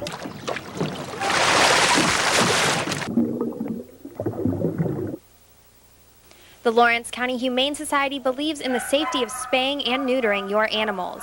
Spaying and neutering can have many long-term benefits. We at the Lawrence County Humane Society believe that all animals should be spayed or neutered. Many reasons why, but the biggest reason is that they will be a happier, healthier pet. Also, it alleviates the overpopulation problem. Getting your animals spayed and neutered is one huge step in making sure that more animals are healthy and find loving homes.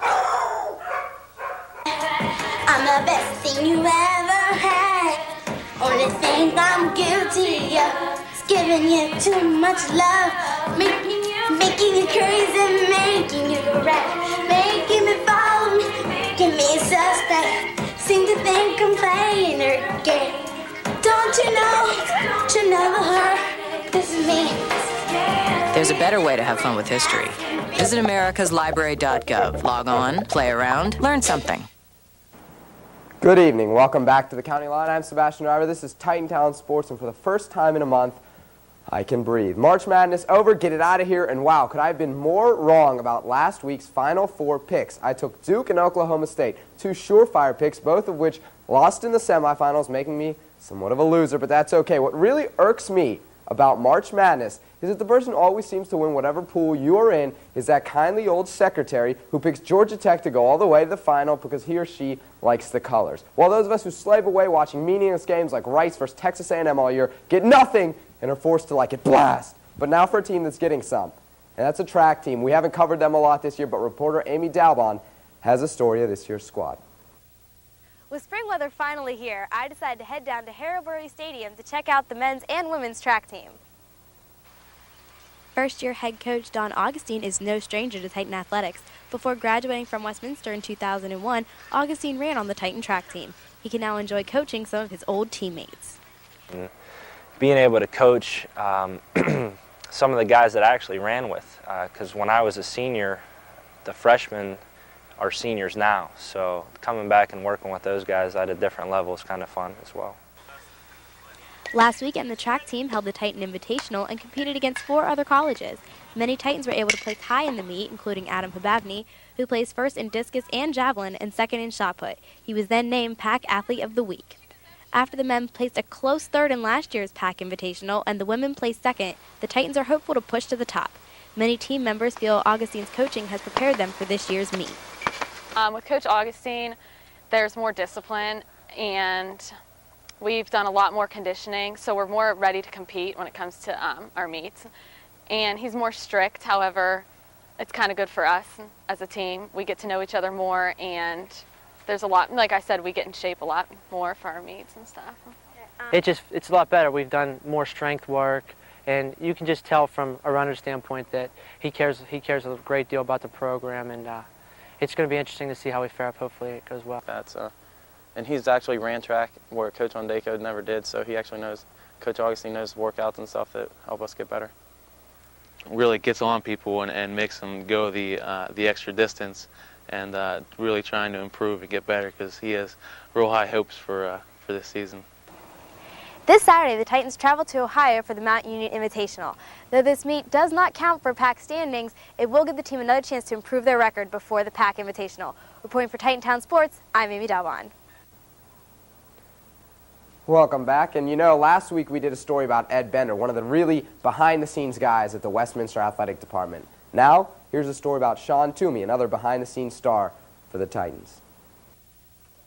Baseball, America's favorite pastime. It's one of those things everyone knows at least something about it. There's the pitcher, the batter, the bench, the coach. All of these are common knowledge. But there's a secret weapon behind the scenes that few know anything about. What is this weapon? And what does he do? Now I'm going to take you inside to meet the man who some say is the backbone of the Titan Athletic Department. Sean Toomey is one of 3 athletic trainers here on campus. Having been here 15 years, Toomey has seen a lot of our Titans at their worst. Pretty hard together to make sure that everyone is aware of what needs to be accomplished for a person to return to competition in order that they have the necessary strength and motion and functional abilities to compete at a high level without risking re-injury. Toomey got into the athletic training program after spending time in high school as an athlete himself who was prone to injury with no one to care for him. The program, specifically Westminster's, has been expanding throughout the years. The equipment we have has improved. We're in the process of putting a lot of our record keeping on computers so that we can be a little more fluid and up to date in our management there. I think that's probably the biggest thing for us is to continually look and find ways to keep our people in the best shape that we can keep them.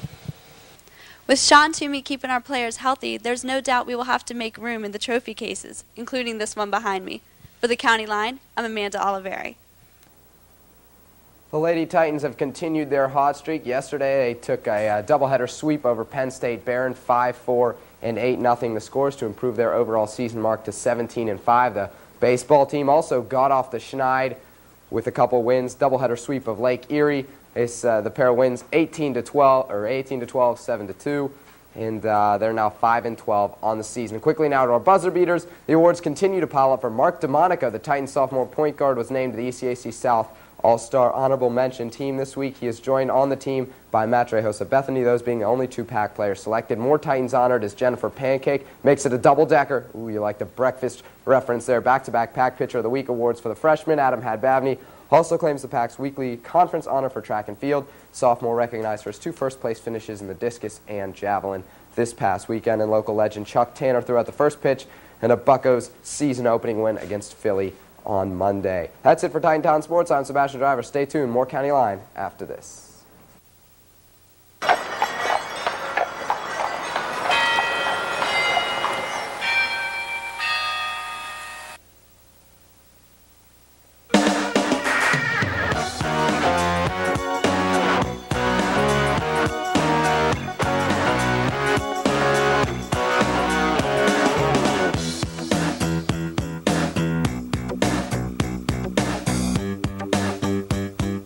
Titan Traverse. Check us out on the web.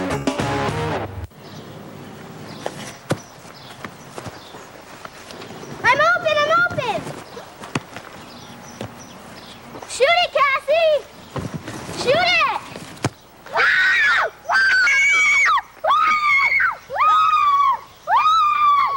There's a better way to have fun with history.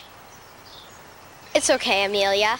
Visit americaslibrary.gov. Log on, play around, learn something. On 3. 1. Titan Radio Digital 88.9 FM. I'm Erica Hink with you, and do you want brand new music? You got it right here on 89 FM.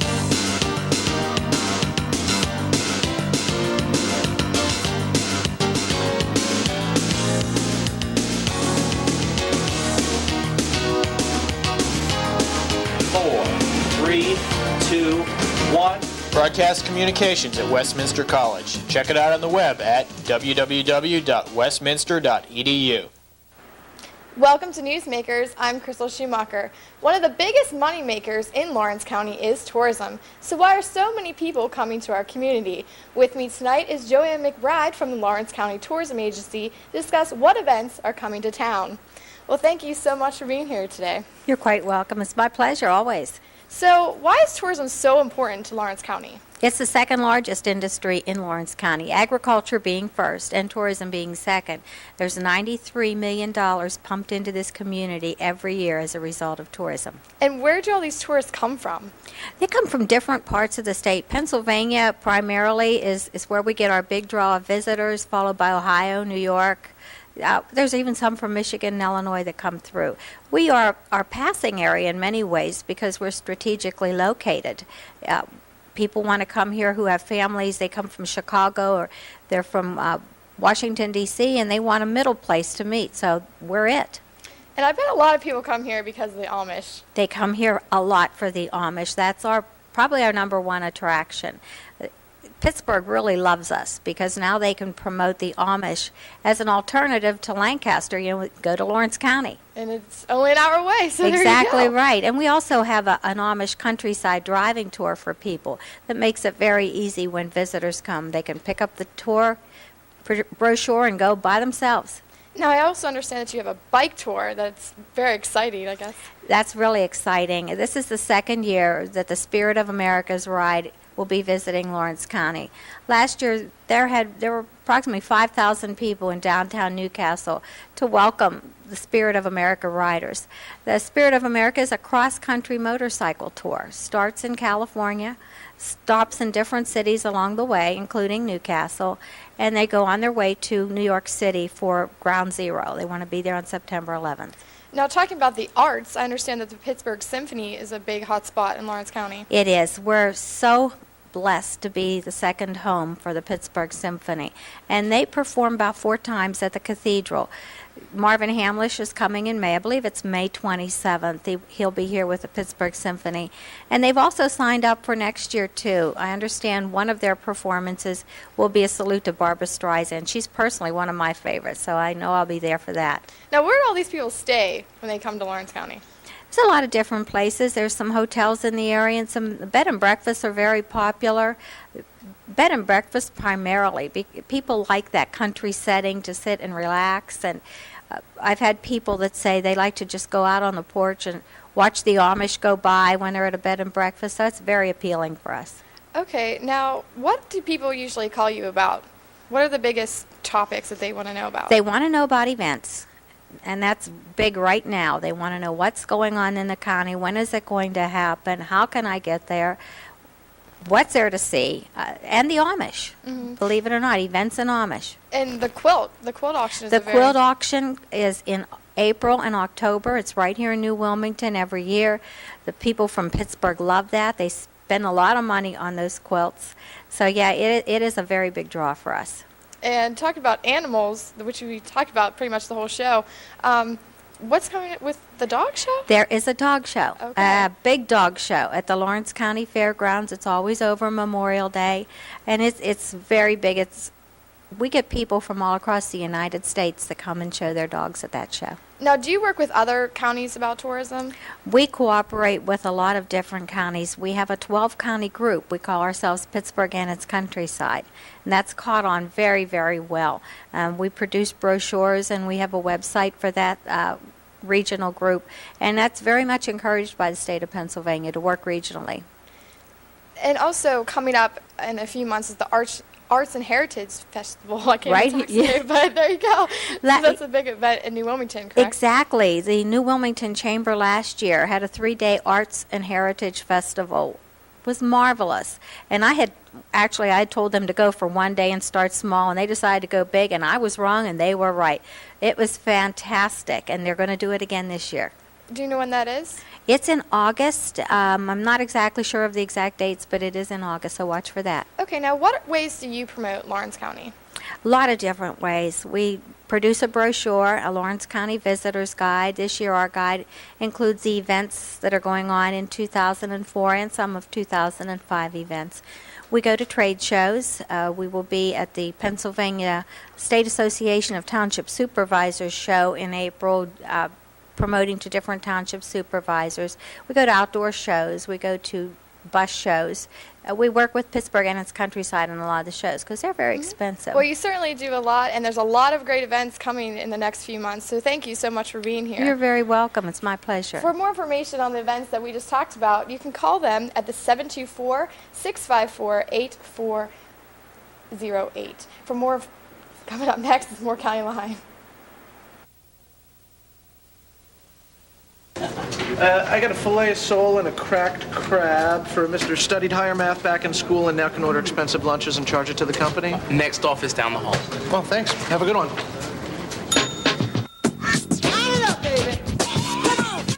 Ralph Hernandez, congratulations! You can now get college loans, government jobs, and job training. Men must register with Selective Service when they turn 18.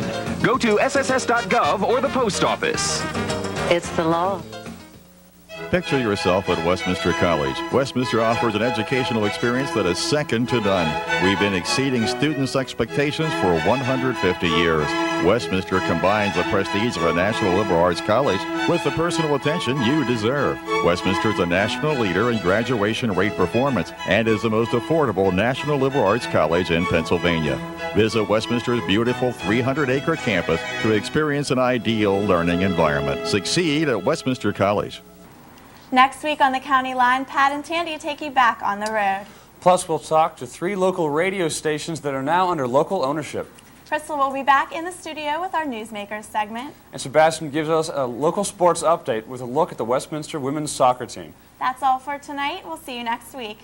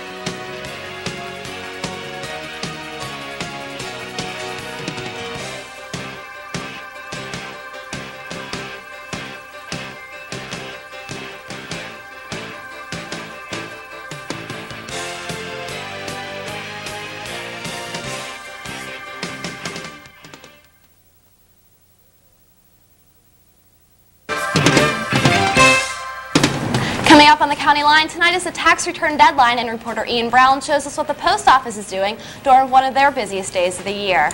All the rain is certainly dampening chances of a summer tan. Reporter Megan Marshall shows us a place to find that you can tan even if the weather isn't cooperating. Some power changes at Westminster College, and it's good news for the campus radio station. And the campus community is walking together for a good cause. Our Newsmaker segment introduces you to someone who can show us the stars. And of course, Sebastian Driver is back with all your Titantown sports. We're live. We're local. The County Line starts now. Right behind me is the VFW 5286, or really what's left of it. A vehicle accident knocked out most of the power in New Wilmington today. Big Titantown sports congratulations to the Lady Titans. Ice skating is a favorite activity for people of all ages. For more information, you can pick up a pamphlet like this, which contains a map to the area. Merriman was kind enough to take us up for a hot air balloon ride, so wish us luck. Think of how often you use water each day. Giving tree. Could you explain a little bit about that?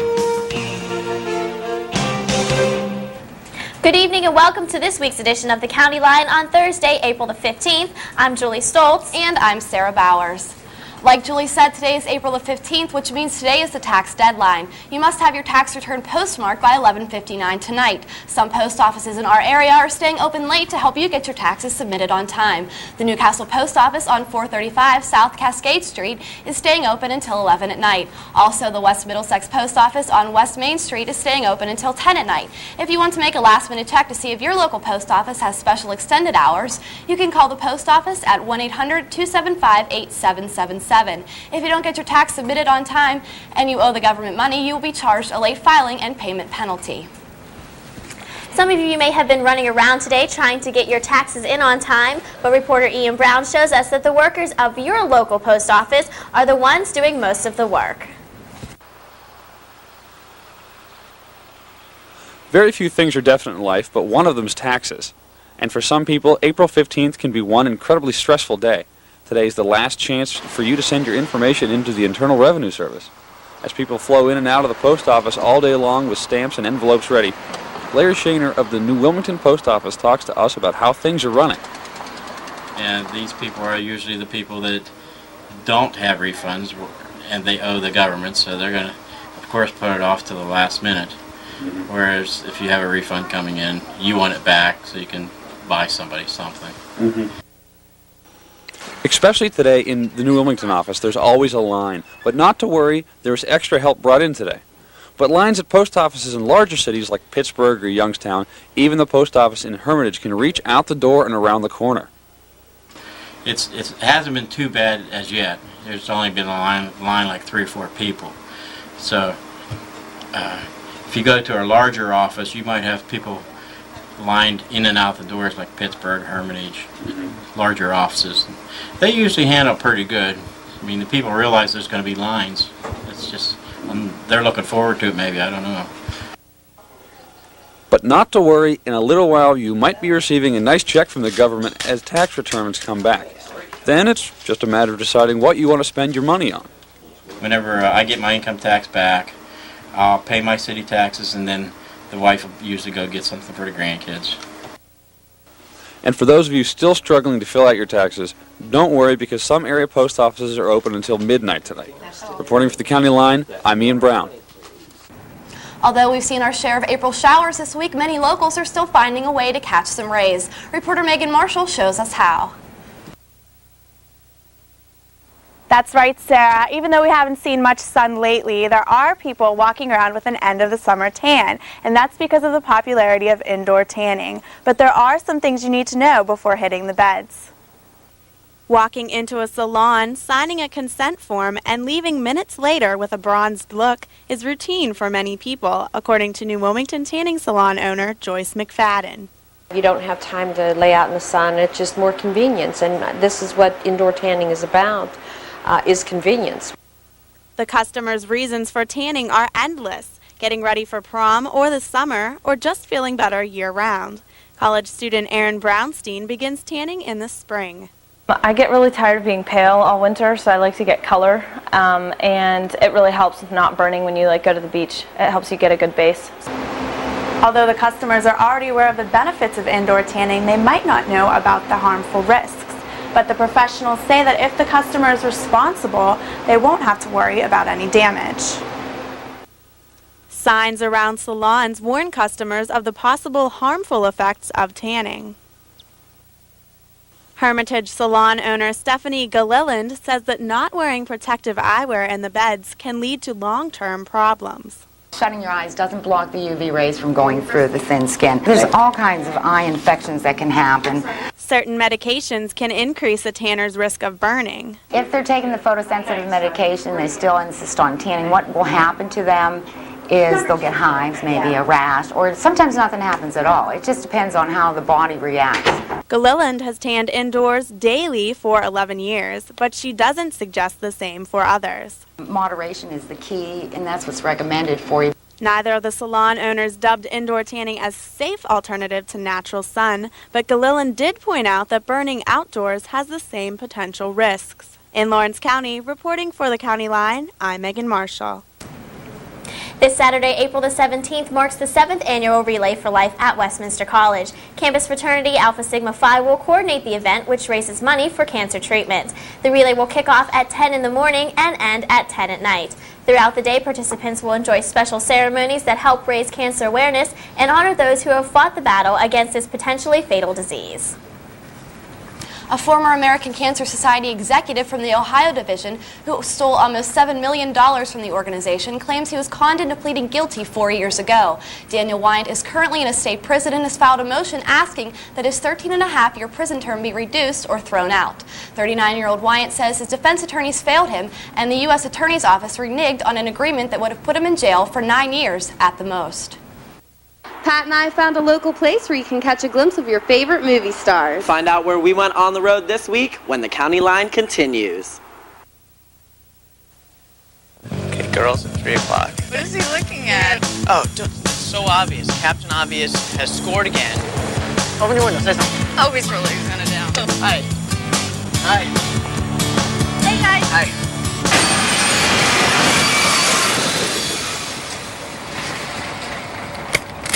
I am an American. I am an American. I am an American. I am an American. I am An American. I am an American. I am American. I am an American. I'm an American. I'm an American. I am American. I am an American. I'm an American. I am an American. I am an American. Picture yourself at Westminster College. Westminster offers an educational experience that is second to none. We've been exceeding students' expectations for 150 years. Westminster combines the prestige of a national liberal arts college with the personal attention you deserve. Westminster is a national leader in graduation rate performance and is the most affordable national liberal arts college in Pennsylvania. Visit Westminster's beautiful 300-acre campus to experience an ideal learning environment. Succeed at Westminster College. Pennsylvania Governor Ed Rendell will pay a visit to Westminster College on Monday, April 19th at 7 p.m. He is expected to give a brief address in the Witherspoon Room of the McKelvey Campus Center. Although his speech topic is not released, the government press secretary says he will generally speak about sharing his vision for Pennsylvania's future. He will concentrate on his proposals that will reinvigorate the Commonwealth's economy. The event is free and open to the public. Westminster College will see a boost in its power next fall. More power for the radio station, that is. The FCC approved an application to build a new tower and increase power 200 watts. The improvements will mean WWNW's main signal will soon reach into the Newcastle area, and with extended coverage reaching even farther. Construction is set to begin immediately, with hopes that it will finish by September. Many moviegoers seem to be taking their business to large cineplexes nowadays, but this week our On the Road team visits a local theater whose appeal lies in their small traditional style.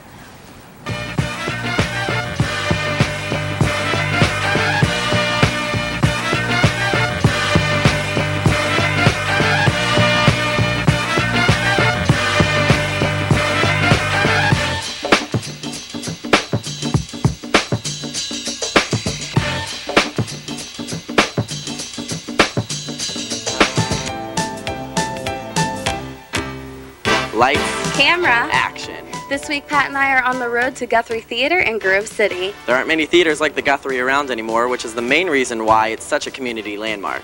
Guthrie Theater has been through many changes since its opening in 1927. We talked to owner Eric Thomas about how the Guthrie has managed to stay in the community for the past 75 years. Guthrie opened in 1927, and originally it was a vaudeville theater house. So the stage still exists. The movie screen now sits on that stage. So there's been some big-name vaudeville performers come through Grove City. But now it's all big screen movies. The talkies came about back in the late 20s, early 30s. And the original screen for the movies is actually painted on the back wall of the stage. Sometime after that, sometime I'm guessing in the late 40s, early 50s, they put another screen, the silver screen that you see down here in front. We try to book the movies that are going to attract the best audience, and our audience we feel is family-oriented here in Grove City and the surrounding areas, and Disney does very well here. Finding Nemo set records here this summer. I mean, there's just a whole list of movies, and we want to continue to bring some of the older movies back, and we're going to play more classics, and we want to bring new movies here as well. We premiere several movies a year, and we like to keep the big ones and the good ones keep coming. So I bought the business for two reasons. One, I like popcorn, and two, I wanted to see it continue. I wanted to see the lights stay on, and if the business has been, this theater has been entertaining Grove City since before I was born, and I want to see it continue after I die. You get to meet a lot of interesting people. You actually have regulars, and you know when they're basically when they're coming. We got Monday regulars and Tuesday regulars, and depending on the movie, you know who they're coming with, what they're coming with, and that. So. Pat, that was a really good show. It was, and you know what? The popcorn's great too. I love this popcorn.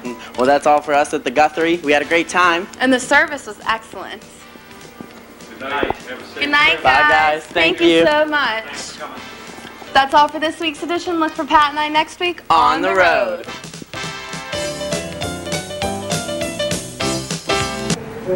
Coming up after the break, Sebastian Driver gives us a sneak peek into a multi-million-dollar sports complex opening this weekend in Grove City. And in our Newsmaker segment, Crystal Schumacher is here with Dr. Samuel Leitner to show you how you can get a closer look at the stars. Stay tuned as the County Line continues.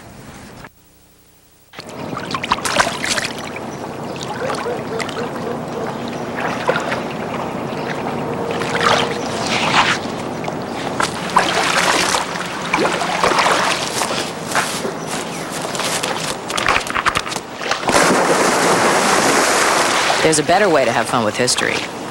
Visit americaslibrary.gov. Log on, play around, learn something.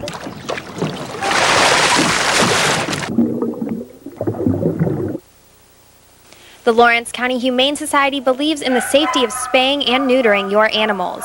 Spaying and neutering can have many long-term benefits. We at the Lawrence County Humane Society believe that all animals should be spayed or neutered. Many reasons why, but the biggest reason is that they will be a happier, healthier pet. Also, it alleviates the overpopulation problem. Getting your animals spayed and neutered is one huge step in making sure that more animals are healthy and find loving homes. I'm the best thing you ever had. Only thing I'm guilty of is giving you too much love, making you crazy, making you right, making me follow me, making me suspect. Seem to think I'm playing her game. Don't you know her? This is me. There's a better way to have fun with history. Visit americaslibrary.gov. Log on, play around, learn something. Welcome back to Titantown Sports. I'm Sebastian Driver, and a historic week in athletics as Phil Mickelson, the forgotten golden boy of golf, won his first major at the Masters. For those of you who don't follow golf, Mickelson winning a major is like the Boston Red Sox winning the World Series. Close time and time again, but never able to get over the hump. So that got us to thinking, which bad luck non-championship streak do you think will be broken next? Baseball first, where a couple of curses have had their way for the better part of the past century against the Cubbies and the Red Sox. As a Buffalo sports guy myself, I had to put the Bills up there, who have never won a Super Bowl despite 4 straight championship appearances in the 90s. The NBA's Sacramento Kings have been close but no cigar plenty over the last couple of years. And me, will I ever make a right pick again coming off last week's offer in the Final Four? Who knows? Vote by sending an email to drivers@westminster.edu. What do Las Vegas and Grove City have in common? Not much, but this spring both will play host to one of the most star-studded events in all of collegiate athletics. Here's why the biggest names in college basketball will be in Mercer County this weekend. This weekend, guys like Gary Williams, Tubby Smith, even Jim Boeheim will be here on the courts at the brand new Born to Run sports facility in Grove City, Pennsylvania, taking part in the annual Nike College Basketball Coaches Clinic. And as Director of Operations for Born to Run, Jim Hoy, tells us he just can't wait to get the weekend started. I just feel like, I've coached my whole life, and it's like prepping for a big game. Like this is a state championship game, or the national championship game, and it's lots of preparation, it's lots of sleepless nights, but lots of great energy. Hoy is quick to credit Born to Run's construction crew, which has worked around the clock for the past 6 months getting ready for Friday's grand opening. And the crew themselves appreciate the importance of what they're doing. I think it'll have a tremendous effect. We were in a local restaurant the other day and I had a grandmother come up to me, and she was like 65 years old. She was all excited about it, and obviously she's not coming in here to play basketball, but more than that, she's obviously looking toward grandchildren and things like that. So yeah, I think it'll have a great effect, definitely. The $12 million complex will have everything: soccer fields, a hockey rink, even dormitories, and a hotel right on the grounds. Hoy talks about what kind of impact Born to Run could have on the local economy. Well, for example, the Snickers soccer tournament, Sebastian, I know you're aware of what that was. That used to be held at Family First in Erie. When they lost that tournament, that was over 360 teams, and they lost that tournament. The headline on the Erie Times that day, when it was announced that they lost that tournament, that was a $10 million hit to Erie County's economy. Just one tournament. So we're going to bring in big tournaments. We're going to bring in national tournaments. We've got national cheerleading competitions scheduled here, national AAU boys basketball and wrestling events. We're really going to make a powerful and positive impact on the economy here. Born to Run is expecting about 1,200 coaches everywhere from Canada to Kentucky will be represented. Should be a great weekend of basketball. Now, Sean Toomey is a name you might not recognize, but his importance to Westminster athletics is undeniable. Reporter Amanda Oliveri has a story on Westminster's head athletic trainer. Baseball, America's favorite pastime. It's one of those things everyone knows at least something about it. There's the pitcher, the batter, the bench, the coach. All of these are common knowledge. But there's a secret weapon behind the scenes that few know anything about. What is this weapon? And what does he do? Now I'm going to take you inside to meet the man who some say is the backbone of the Titan Athletic Department. Sean Toomey is one of 3 athletic trainers here on campus. Having been here 15 years, Toomey has seen a lot of our Titans at their worst. Pretty hard together to make sure that everyone is aware of what needs to be accomplished for a person to return to competition, in order that they have the necessary strength and motion and functional abilities to compete at a high level without risking re-injury. Toomey got into the athletic training program after spending time in high school as an athlete himself who was prone to injury with no one to care for him. The program, specifically Westminster's, has been expanding throughout the years. The equipment we have has improved. We're in the process of putting a lot of our record keeping on computers so that we can be a little more fluid and up to date in our management there. I think that's probably the biggest thing for us, is to continually look and find ways to keep our people in the best shape that we can keep them. With Sean Toomey keeping our players healthy, there's no doubt we will have to make room in the trophy cases, including this one behind me. For the County Line, I'm Amanda Oliveri. In our buzzer-beating segment, 3 Titans honored amongst PAC athletes this week. First off, Heidi Kimmel named PAC Softball Hitter of the Week. Dave Molitor of the tennis team compiles a perfect 4-0 record and is named PAC Tennis Player of the Week. And finally, freshman women's golf standout Sarah Bonchowski tabbed PAC Women's Golfer of the Week. At the high school level, perfection achieved in Neshannock as senior pitcher Mark Tanner of Neshannock High threw a perfect game last week against Western Beaver. And last but not least, LeBron James is coming to Pittsburgh for an NBA preseason game next year. James Cavaliers will take on the Atlanta Hawks October 28th at the Mellon Arena. That's it for Titan Town Sports. More County Line coming up after this.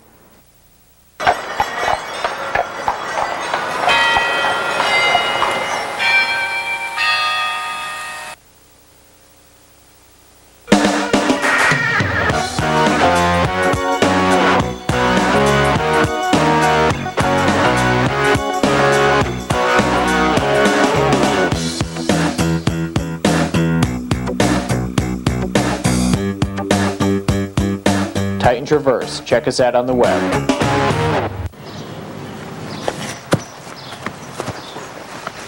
I'm open! Shoot it, Cassie! Shoot it!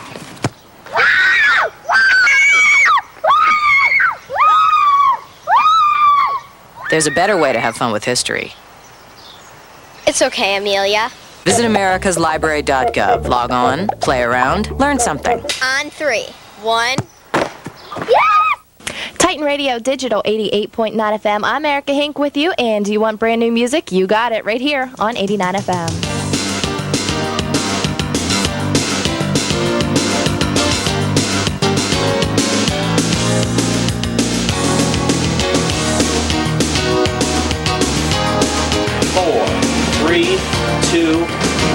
Broadcast Communications at Westminster College. Check it out on the web at www.westminster.edu.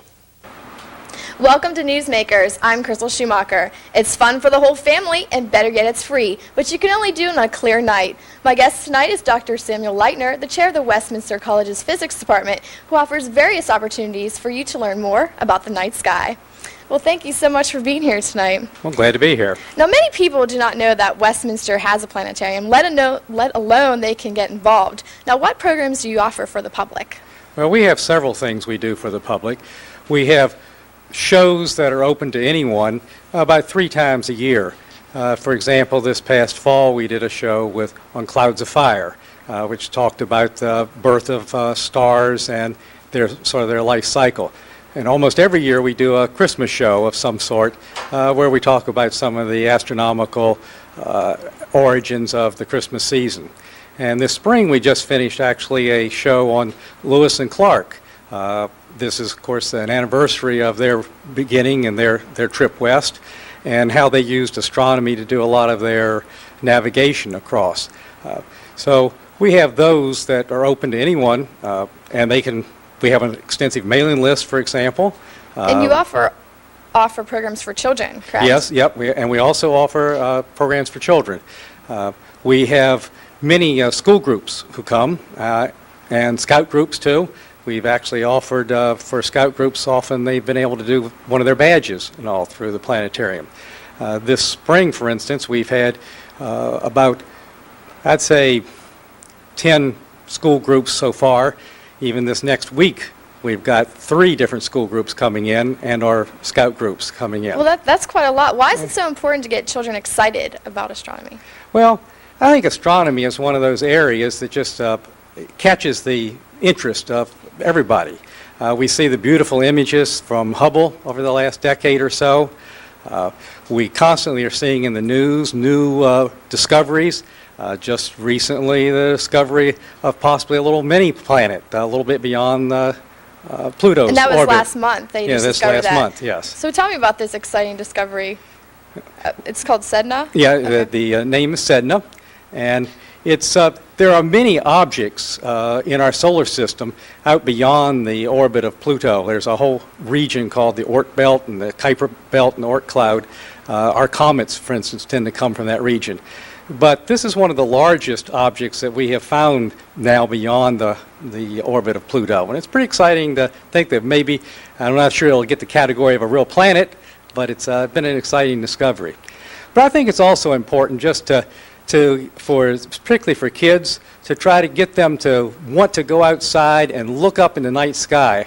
I think we've lost a lot of that in the last many years. We seem to get trapped inside with television and whatever and have lost a little bit of the glory of the night sky, which really is a very beautiful thing. It definitely is. And every season you can see different things in the sky. So what about April? What can you see? Well, this April and this spring has been pretty exciting. First, of course, the constellations change with every season. But even more exciting this spring has been the beautiful show that the planets have been putting on. A little earlier in the month, we actually could see all 5 of the planets you can see with the unaided eye. Mercury right now is disappearing a little bit behind the sun, but we can still see Venus. Venus is that bright, bright object that you see in the western sky at night. Maybe when you can't see much of anything else in the sky, you see that one thing up there, and that's Venus. Mars, just beyond Venus. Then a little further up in the constellation Gemini is Saturn. And then a little further over in the high in the sky in the southeast is Jupiter. And right now Venus is the brightest, and Jupiter is the next brightest thing in the sky, except for the moon, of course, when it's out. Yeah. Okay, could you tell me when the planetarium came to Westminster? Yeah, actually, planetarium came to Westminster at the time that our section, the physics section of Hoyt, was built in 1987. We didn't have the instrument for the planetarium right then, and Dr. Floyd Zaire, who actually was the planetarium director until his retirement several years ago, managed to find a used projector for us and went to Texas, dismantled it, and brought it back here to New Wilmington, and then I helped him some install it. He was the primary person installing it. And we have started shows then immediately in 1987. He was the director, and I sort of helped him during those times, and then took over when he retired. Well, it's great that you've been involved since the very beginning, so that's very exciting. And you said that there's a mailing list that they can get involved. Yes, we have maintained a mailing list for those who are interested in getting announcements about our various shows. It's sort of been an informal kind of list that's grown as people have seen the advertisements in the newspaper and whatever and have come to the shows. It's now gotten to 300 or 400 people on the mailing list, and they can call our offices, which of course is area code 724-946-7200, and if they'd like to get on that mailing list and get information about our shows. Well, thank you so much for being here tonight. This really is a fascinating topic, and just to reiterate, if you would like more information about Westminster's planetarium programs, feel free to email Dr. Leitner at leitner@westminster.edu or call 724-946-7200. Please stay tuned after the commercial for more County Line, and be sure to check out the night sky. I got a filet of sole and a cracked crab for Mr. Studied higher math back in school and now can order expensive lunches and charge it to the company. Next office down the hall. Well, thanks. Have a good one.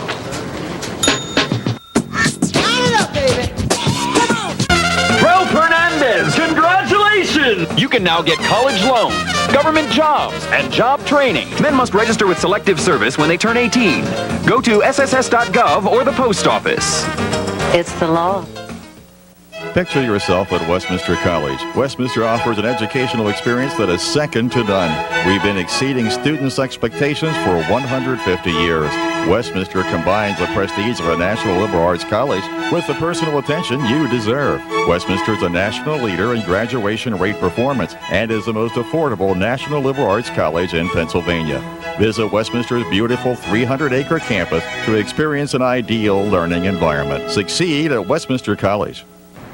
On next week's edition of the County Line, we'll be back with all your live and local news. Earlier in the show, we said Pennsylvania Governor Ed Rendell will be visiting Westminster on Monday. We'll find out how he plans to jumpstart our state's economy. Our on-the-road team waltzes over to a local dance studio where you can learn to cut a rug. Sebastian Driver will be back with all your Titantown sports, plus a special look at spring sports from reporter Amy Dalbon. Be sure to join us again next week, same time, same place. Have a great night.